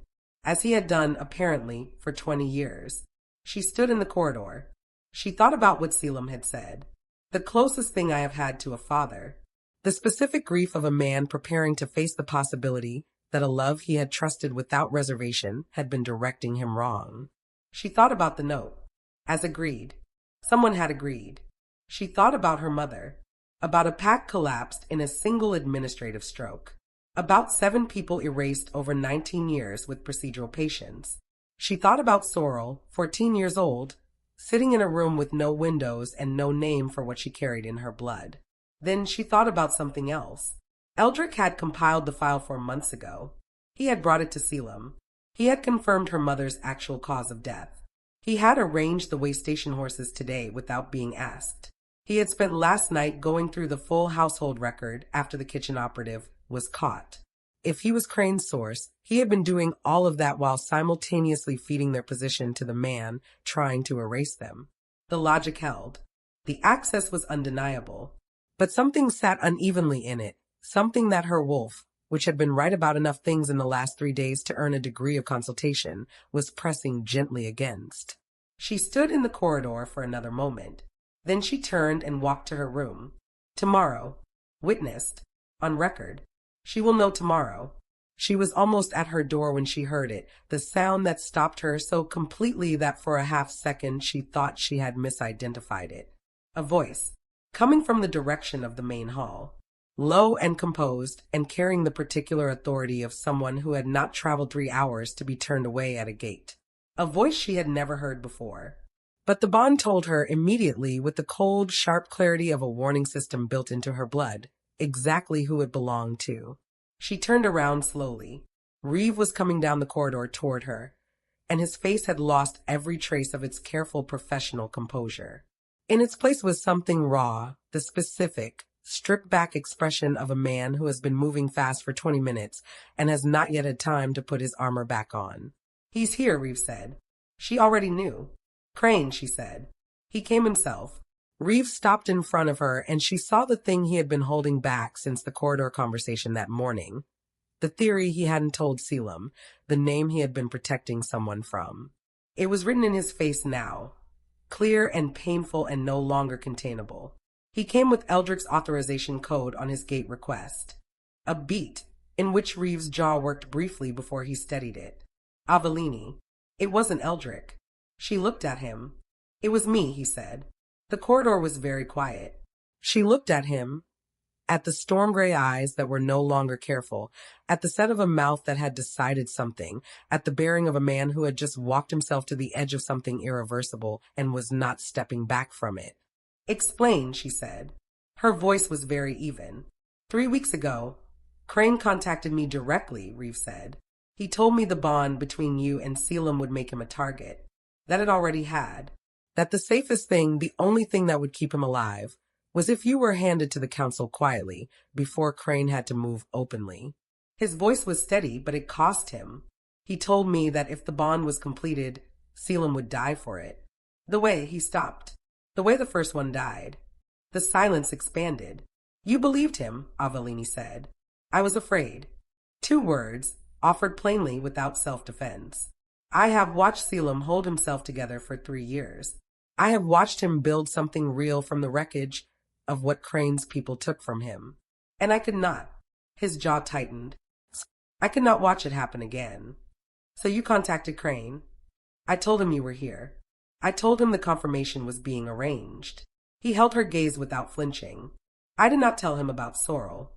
When I found out she existed, he stopped. I told him nothing further. I have been trying to find a way to undo the rest." Avellini looked at him for a long moment. She thought about what she had said to him that morning. "I'm not a fragile thing that wandered into the wrong situation. I was built for exactly this kind of fight."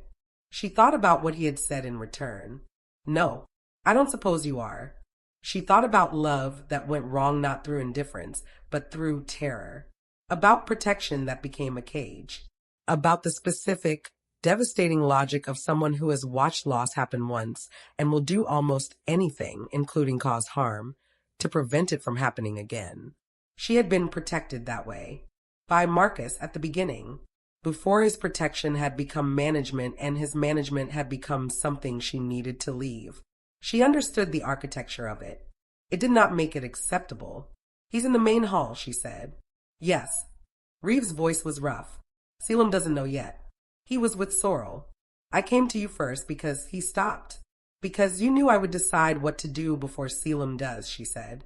"And you knew he would react before he thought." "Yes." She was already moving. "Stay here," she said. "Avellini." "I said stay here." She stopped and looked back at him once, directly, with the full weight of everything she had understood in the last 30 seconds. "I'm not protecting you from him.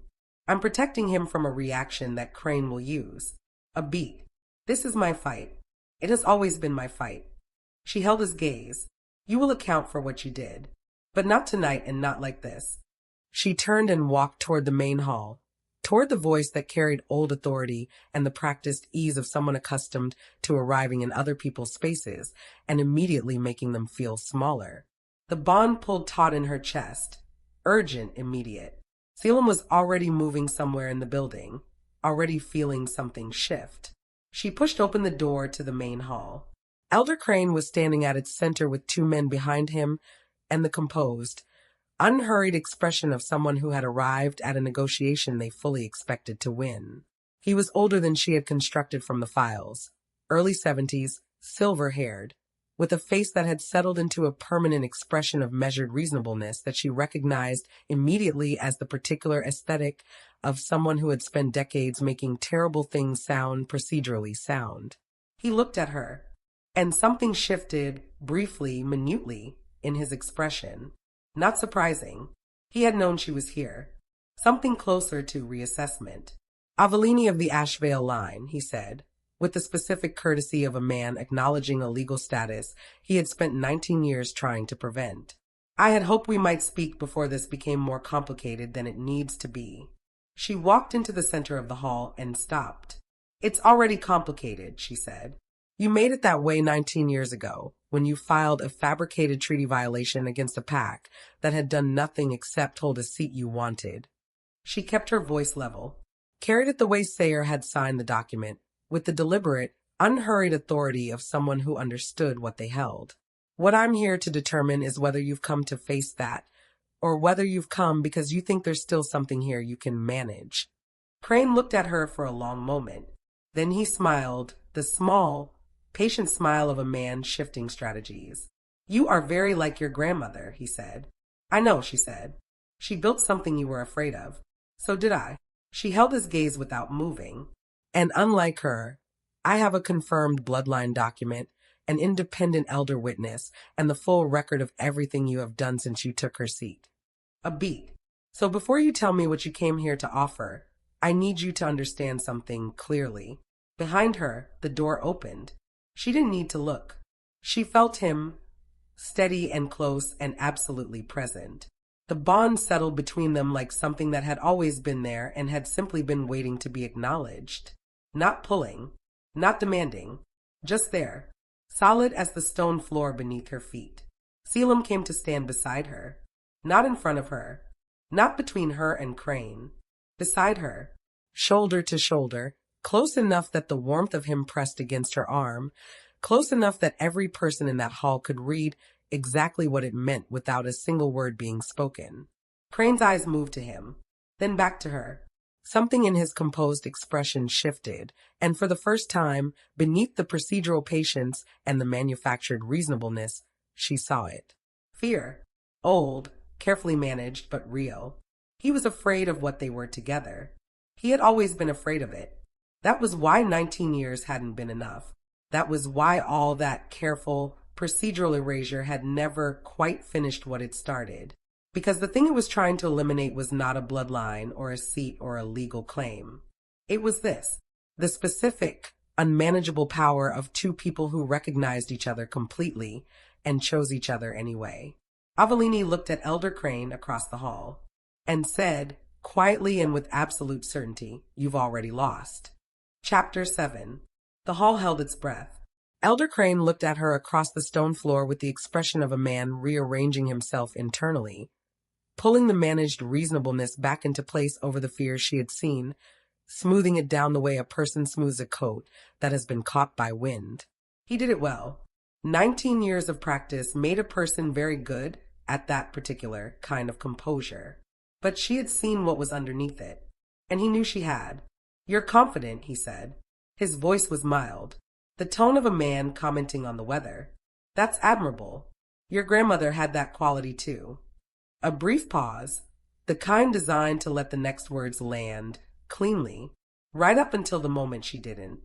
Avellini felt Selim shift fractionally beside her, not toward Crane, the specific, controlled stillness of a man preventing himself from moving toward Crane. She felt it through the bond, the cold surge of anger, disciplined immediately, brought back under the surface through sheer will. She kept her eyes on Crane. "That's a threat," she said, "made in front of witnesses in this hall on record." She kept her voice entirely level. "Thank you for that." Something moved behind Crane's eyes. A brief recalculation. "It was an observation," he said. "It was a confession. She took one step forward, not aggressive, not challenging in the physical sense, simply closing the distance between them in the way that a person closes distance when they want to be absolutely certain they are being heard. You just told everyone in this room that you know exactly how my grandmother's pack ended, that you have specific knowledge of the mechanism. She held his gaze. That is not the statement of a man who merely ratified a treaty violation in good faith. The two men behind Crane had shifted slightly, the subtle repositioning of people receiving information through a secondary channel and adjusting their readiness accordingly. They were operatives, not administrators. She had clocked that the moment she walked in. The way they held themselves, the way their eyes moved. She noted their positions without looking at them directly. Selim had already noted them. She felt it. You have a document, Crane said. His voice had shed the mild conversational quality. It was still controlled, but the texture had changed, flatter, more direct. The voice of a man deciding to dispense with the performance. Sayer's seal. The southern seat. He clasped his hands behind his back. One elder's witness. Against the accumulated record of 18 years of council governance. He tilted his head slightly. You understand that a single confirmation, however legitimately filed, does not automatically dismantle the framework of decisions made under consolidated authority. The legal process for contesting those decisions is lengthy. It is reviewable. It is manageable, Avellini said. Yes, I'm sure you've thought a great deal about how to manage it. She let that sit for exactly one beat, which is why we didn't stop at Sayer. Crane's expression didn't change, but something behind it did. The independent archive, she continued. Elder Sayer lodged the confirmation there directly, which means every documentation authority in the Northern Territory received a simultaneous notification at the moment of filing.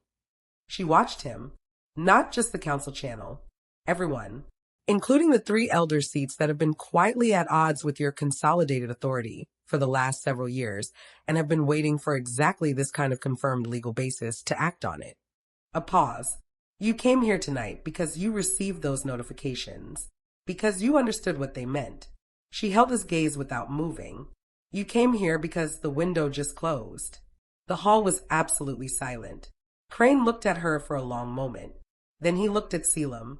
You built this, he said, not with anger, with something that sounded unexpectedly like a kind of hollow recognition. The sound of a man acknowledging that a thing he has been preventing has happened despite everything. The file, the investigation, the contact with Sayer. Yes, Selim said. One word, carrying nothing extra. For her. Crane's eyes moved back to Avellini. For a bloodline you didn't know you were bonded to when you started. For the truth, Selim said, which happens to include her. Another silence.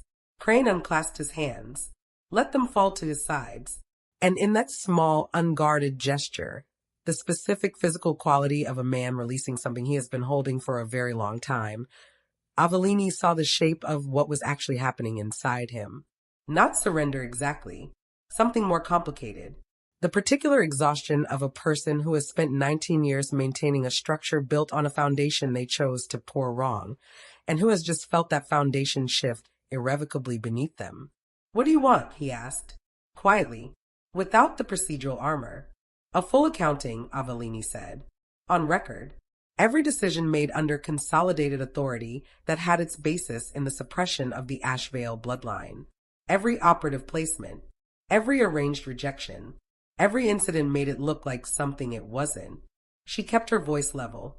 Not with coldness, with the specific, deliberate calm of someone who has thought carefully about the difference between justice and revenge and chosen the former on purpose. All of it documented. All of it was submitted to the full council under independent review. A pause, and the Ashvale founding seat was formally reinstated, with Sorrel of the Ashvale line recognized as its heir designate until she comes of age. Crane was quiet. That is a great deal, he said. It is exactly what you owe, she replied. He looked at her for a long moment, at the document she still carried, at the confirmed seal, at Selim standing beside her with the immovable steadiness of a man who had made his decision and would not be revisited on it. Then he looked around the hall, at Reeve in the doorway. at Vanya and Dax and Fenwick positioned without drama at its edges, at Marin standing at the far end with an expression of absolute, composed witness. He looked at all of it. I will need my legal counsel, he said finally. They can meet you at the council house, Selim said. Tomorrow morning. An independent review panel has already requested it. He had clearly been moving pieces while she talked. She felt his satisfaction through the bond, not triumph, which was a hot and unstable thing, but the clean, grounded satisfaction of a thing done correctly. You will be accompanied to neutral territory tonight. You will not return to your administrative offices until the review is complete. Crane looked at him. You're detaining me. I'm ensuring the integrity of the process, Selim said, which, as I understand it, is precisely what the Council's founding charter requires in cases of disputed authority. A beat. The almost smile, the one Avellini had catalogued, contained, precise, Article 3. Something shifted in Crane's expression, and then, improbably, briefly, something that might have been a reluctant acknowledgement crossed it. The recognition of a man who had spent 18 years using legal architecture as a weapon, finding it turn neatly and completely back on him. He nodded once. Dax and Fenwick moved forward, professional, without ceremony. An elder Crane, who had been administrating the erasure of an ancient bloodline for 19 years from behind the clean shelter of procedural language, was escorted out of the hall with exactly the same quiet efficiency he had always used on others. The door closed. The hall breathed. Avellini stood in the center of it for a moment. The adrenaline was metabolizing. She could feel it, that specific process of her body downshifting from the sustained intensity of the last hour into something quieter. Not calm yet, but moving toward it. She was aware of Reeves still standing in the doorway. She turned. He looked at her with the stripped-back expression he had been wearing since the corridor. No composure left, no professional neutrality. Just the face of a man standing in the consequence of his own choices and not attempting to mitigate it. Selim had gone still beside her. She felt the moment he understood. The bond carried it. A surge of something cold, and then something that was not anger, but contained it the way a river contains force. His eyes moved to Reeve. His jaw tightened. Reeve held his gaze, didn't look away, didn't explain or qualify, or ask for anything. The silence was very long. Then Avellini said, quietly, he acted from fear. Not from indifference, and not from disloyalty to you specifically. She kept her voice level. He believed Crane's account of what the bond would cost you. He has been trying to undo it since Sorrel. She paused. That doesn't make it acceptable, but it is the full truth of it. Selim was quiet. She felt the internal work of it through the bond, the hot, difficult process of a man separating his hurt from his judgment, choosing, deliberately, not to respond from the first before he'd had time to reach the second. Reeve, he said finally. Reeve met his eyes. You will submit a full account. Everything you communicated to Crane. Every contact. Every detail. Selim's voice was entirely controlled. To Eldrick. Tonight. Yes, Reeve said. And then you will remain on the estate until the review process is complete and I have decided what comes next. Yes. A silence in which neither man looked away. Then Selim said, with a quietness that cost him considerably more than authority, you should have come to me. Reeve closed his eyes. Just for a moment. I know. I have survived things you did not protect me from, Selim said. I would have survived this. A beat. I needed you to believe that. Reeve opened his eyes. And the thing in his expression, the grief of it, the specific grief of a person who has caused harm to the thing they most wanted to protect, was plain and unguarded and entirely without defense. I know, he said again. Quieter this time. Selim held his gaze for one more moment. Then he turned away, not with coldness, but with the specific deliberateness of a man who has said what needed to be said and is choosing not to add to it tonight. He looked at Avellini. She looked back. The bond settled between them in the wake of everything, warm and steady, and so entirely present that it no longer felt like a separate thing from the air in the room. It felt like the room. Like the floor and the stone walls and the amber light of the hall. Like something they were both simply inside of now, without edges or conditions. Come with me, he said quietly. He took her to the western terrace. She hadn't been there before. It was a long, open space along the side of the estate that faced away from the gate and the road and all the operational directions, facing instead toward the open northern hills, dark and rolling under a sky that had finally cleared to show the full spread of stars above the clouds. The cold was clean here, the kind that sharpened rather than dulled. Below the terrace wall, the estate grounds fell away into dark and quiet. They stood at the wall and looked at it. For a while, neither of them spoke. She was aware of all the things that had happened in the last 4 days in the way she was aware of weight after you have been carrying something for a long time and finally set it down. Not gone, but rearranged, distributed differently. She thought about the parking lot, the rain, the unlocked door that had not been hers to open, the dark interior and the smell of cedarwood and the man in the driver's seat who had turned and changed everything with 3 words and a jacket. She thought about her mother, laughing in a photograph, about a founding seat reinstated, about Sorrel eating something warm in a kitchen with Marin, carrying the bloodline into a future that was now, finally, legally her own. She thought about the bond, how it had felt in the beginning like something landing on her from outside, and how it felt now, like something that had always been there, waiting to be recognized. "You're quiet," Selim said. "I'm thinking." "About?" She looked at him. In the starlight, the careful architecture of his expression was softer, not absent, not dissolved, but no longer required to carry the full weight of everything he wasn't saying. He looked tired in the specific way of someone who has been holding something very heavy for a very long time and has just, finally, been permitted to put it down. "About the fact that I got into the wrong car," she said. The corner of his mouth moved. "It was my car. I didn't know that. And yet, she agreed. He looked at her for a moment, then turned back to the hills. "My mate," he said, quietly, not as a claim or a declaration, as a fact being examined. "The first bond." Her name was Irene.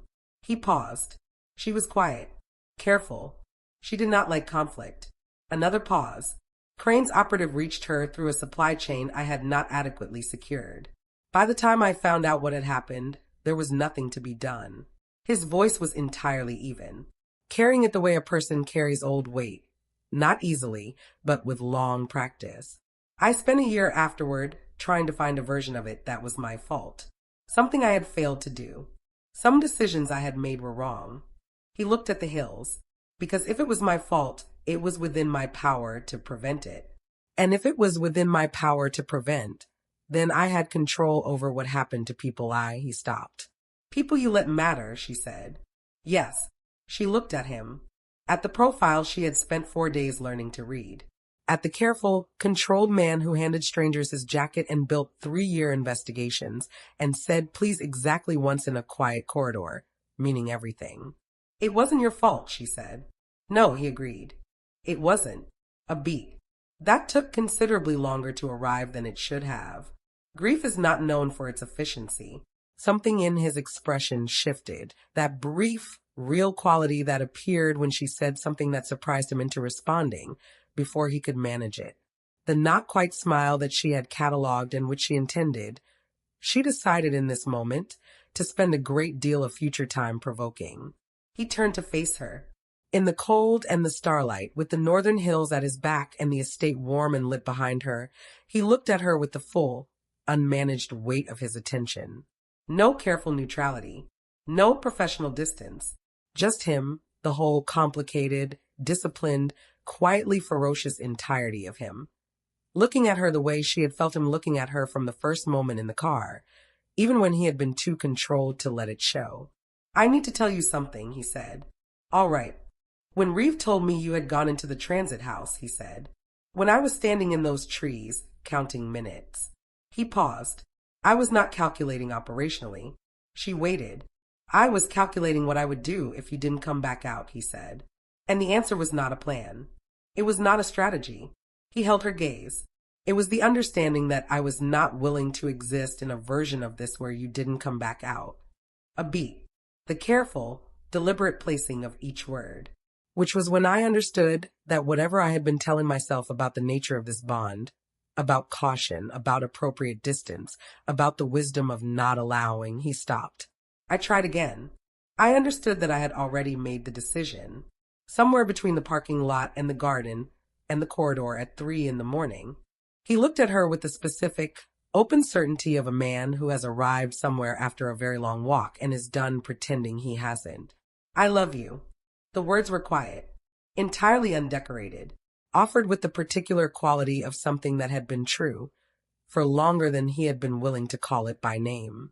Avellini looked at him. She thought about all the walls she had built in the same years he had been building his, all the careful distances she had maintained, all the mornings she had woken up beside a version of herself that had become very good at not expecting anything from anyone, because the mathematics of repeated disappointment had eventually made hope seem like a liability. She thought about what it had felt like in that parking lot to be so utterly broken that she had climbed into the wrong car without looking and found, not rescue, not a fairy story, but simply a man who handed her his jacket and waited for her to tell him her name. She thought about choosing, not falling, not being pulled by a bond or swept along by circumstance or finding herself somewhere because she had no other options. Choosing, eyes open, with full knowledge of what it cost and what it was worth. I know, she said softly. He looked at her. I know, she said again, because I've been feeling it through the bond since the garden, possibly before that. A pause. You are extremely difficult to read verbally. You are completely transparent to a mate. The almost smile arrived. Full this time. Uncontained. She had not seen it full before. It was devastating. She reached up and placed her hand against his jaw, warm skin, the faint roughness of a day's growth, the specific solidity of a man who was entirely, reliably present. He went still under her touch the way he went still for things that mattered. Not stiff, not restrained, just fully, completely attentive. I love you, she said, plainly, without elaboration, because it did not need any.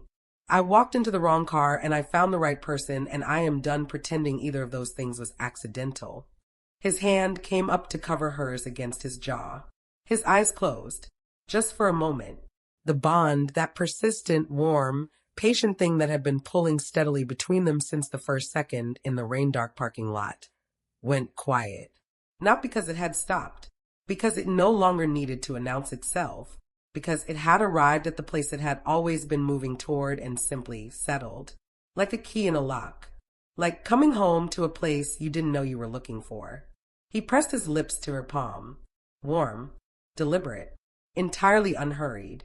Then he straightened and looked at her in the starlight and said, with a quietness that contained everything they had built across 4 days of fire and fury and carefully managed proximity, stay. Not a command. A question offered by a man who had learned, at great cost and over a long time, that the only thing worth having was something freely given. She looked at him. I already told you, she said. I'm not going anywhere. And this time he let himself believe it. The morning came soft and pale over the northern hills. Avellini stood in the confirmation room doorway and watched Sorrel trace the edge of the Ashvale seat marker on the map with one careful finger, the half-moon and open circle that had been suspended for 19 years, waiting for a bloodline to grow into it. The girl was still slight, still carried the particular careful stillness of someone accustomed to taking up as little space as possible. But she had slept in a warm room and eaten 2 meals and been addressed, consistently and without ceremony, as someone whose presence in this building was simply correct and expected. And something in her posture had already begun, fractionally, carefully, to shift. Marin stood beside her, explaining the map with the calm patience of someone who had decided this was her work now. Sorrel listened with her chin slightly lifted, and her eyes moving from point to point with the particular intelligence of someone filing information in order of future relevance. Avellini watched her and thought, you are going to be extraordinary. She thought her grandmother might have looked at her the same way, once. Footsteps behind her. She didn't need the bond to know. She simply knew, the way you know a person's weight by the specific quality of their step when you've been paying close attention. Selim stopped beside her in the doorway. He looked at Sorrel, then at Avellini. The review panel confirmed this morning, he said quietly. Crane's full accounting begins at noon. Sayer will chair it. A pause. The 3 dissenting elder seats have formally requested the reinstatement of the founding seat, pending the outcome of the review. How long will it take? Weeks. Possibly months. He held her gaze. But the legal structure is in place. He cannot move against it without triggering the full audit he spent 18 years avoiding. She nodded. Reeve, she asked, submitted his account to Eldrick last night. Complete disclosure. A beat. The specific quality of a man working through something that had not finished being painful. I spoke with him this morning. She waited. It will take time, Selim said. Not with bitterness. With the honesty of someone being accurate rather than comfortable. But he paused. He is mine. He made a terrible choice from a place I understand, even though I cannot excuse it. He looked at the doorway, at Sorrel bending over the map. We will find our way back to the rest of it. Avellini thought about all the things that had broken and were now in the slow, unglamorous process of being repaired. Reeve and Selim, a bloodline and its history, a 14-year-old girl and her future, a council structure that had been wrong for so long, it had begun to look like the natural order of things.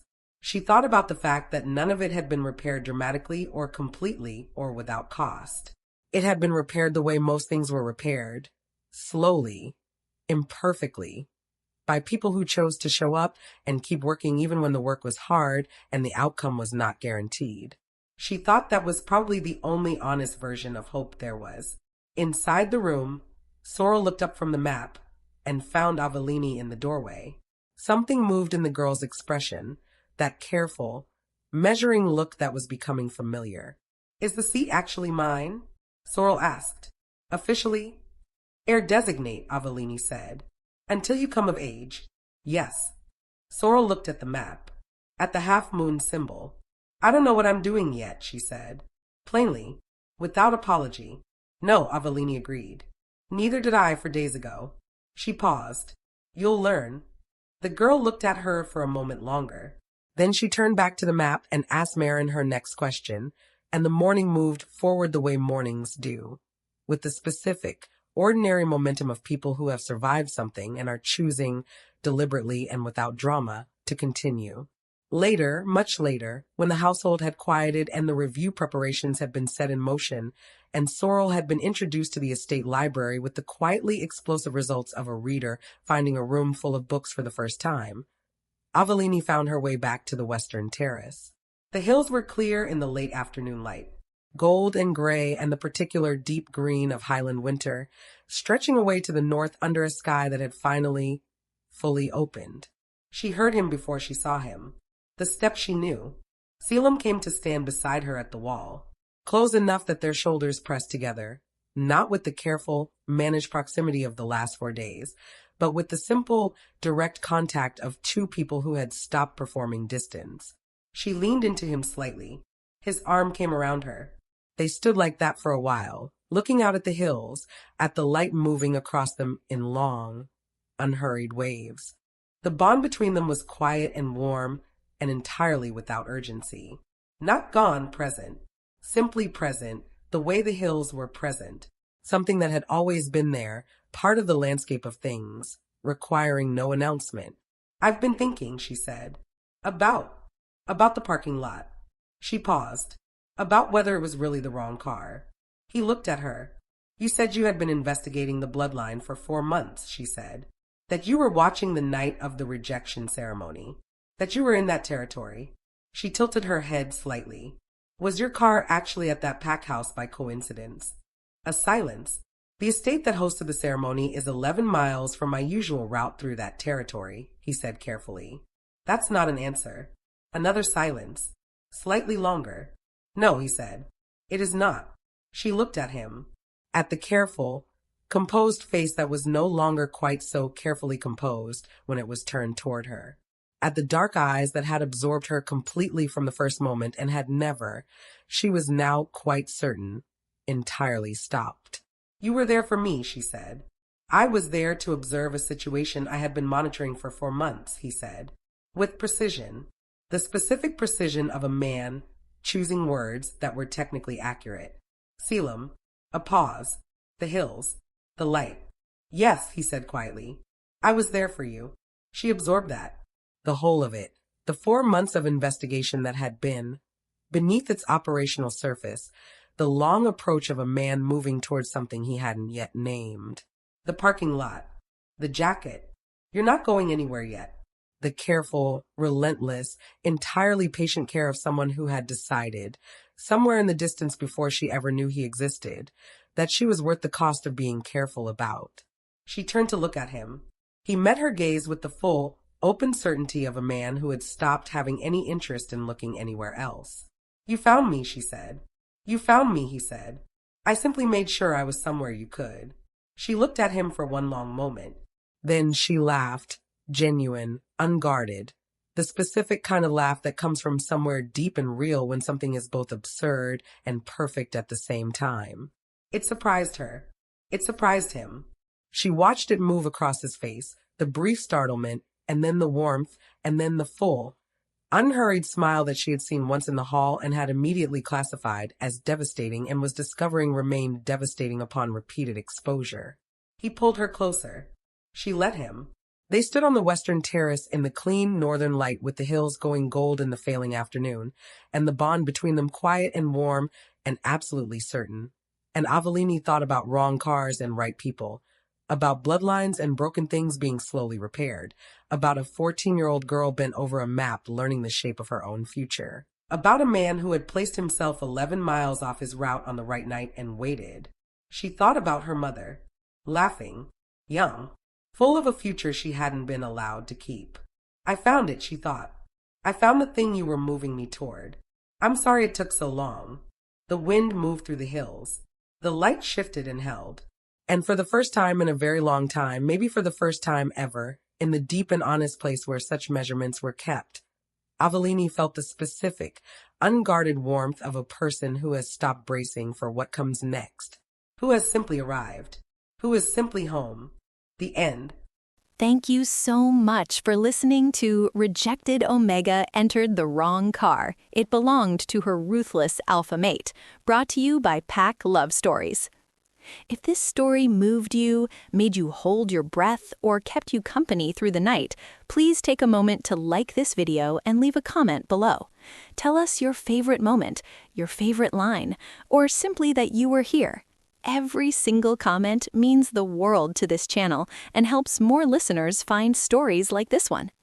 Share this with someone who loves a slow burn romance, a fierce heroine, and an alpha who shows up 11 miles off his usual route for the right reason. And if you haven't already, subscribe to Pack Love Stories. New stories are waiting, and we would love for you to be there when they begin. Until next time, take care of yourselves. You deserve a love that finds you even when you're in the wrong car.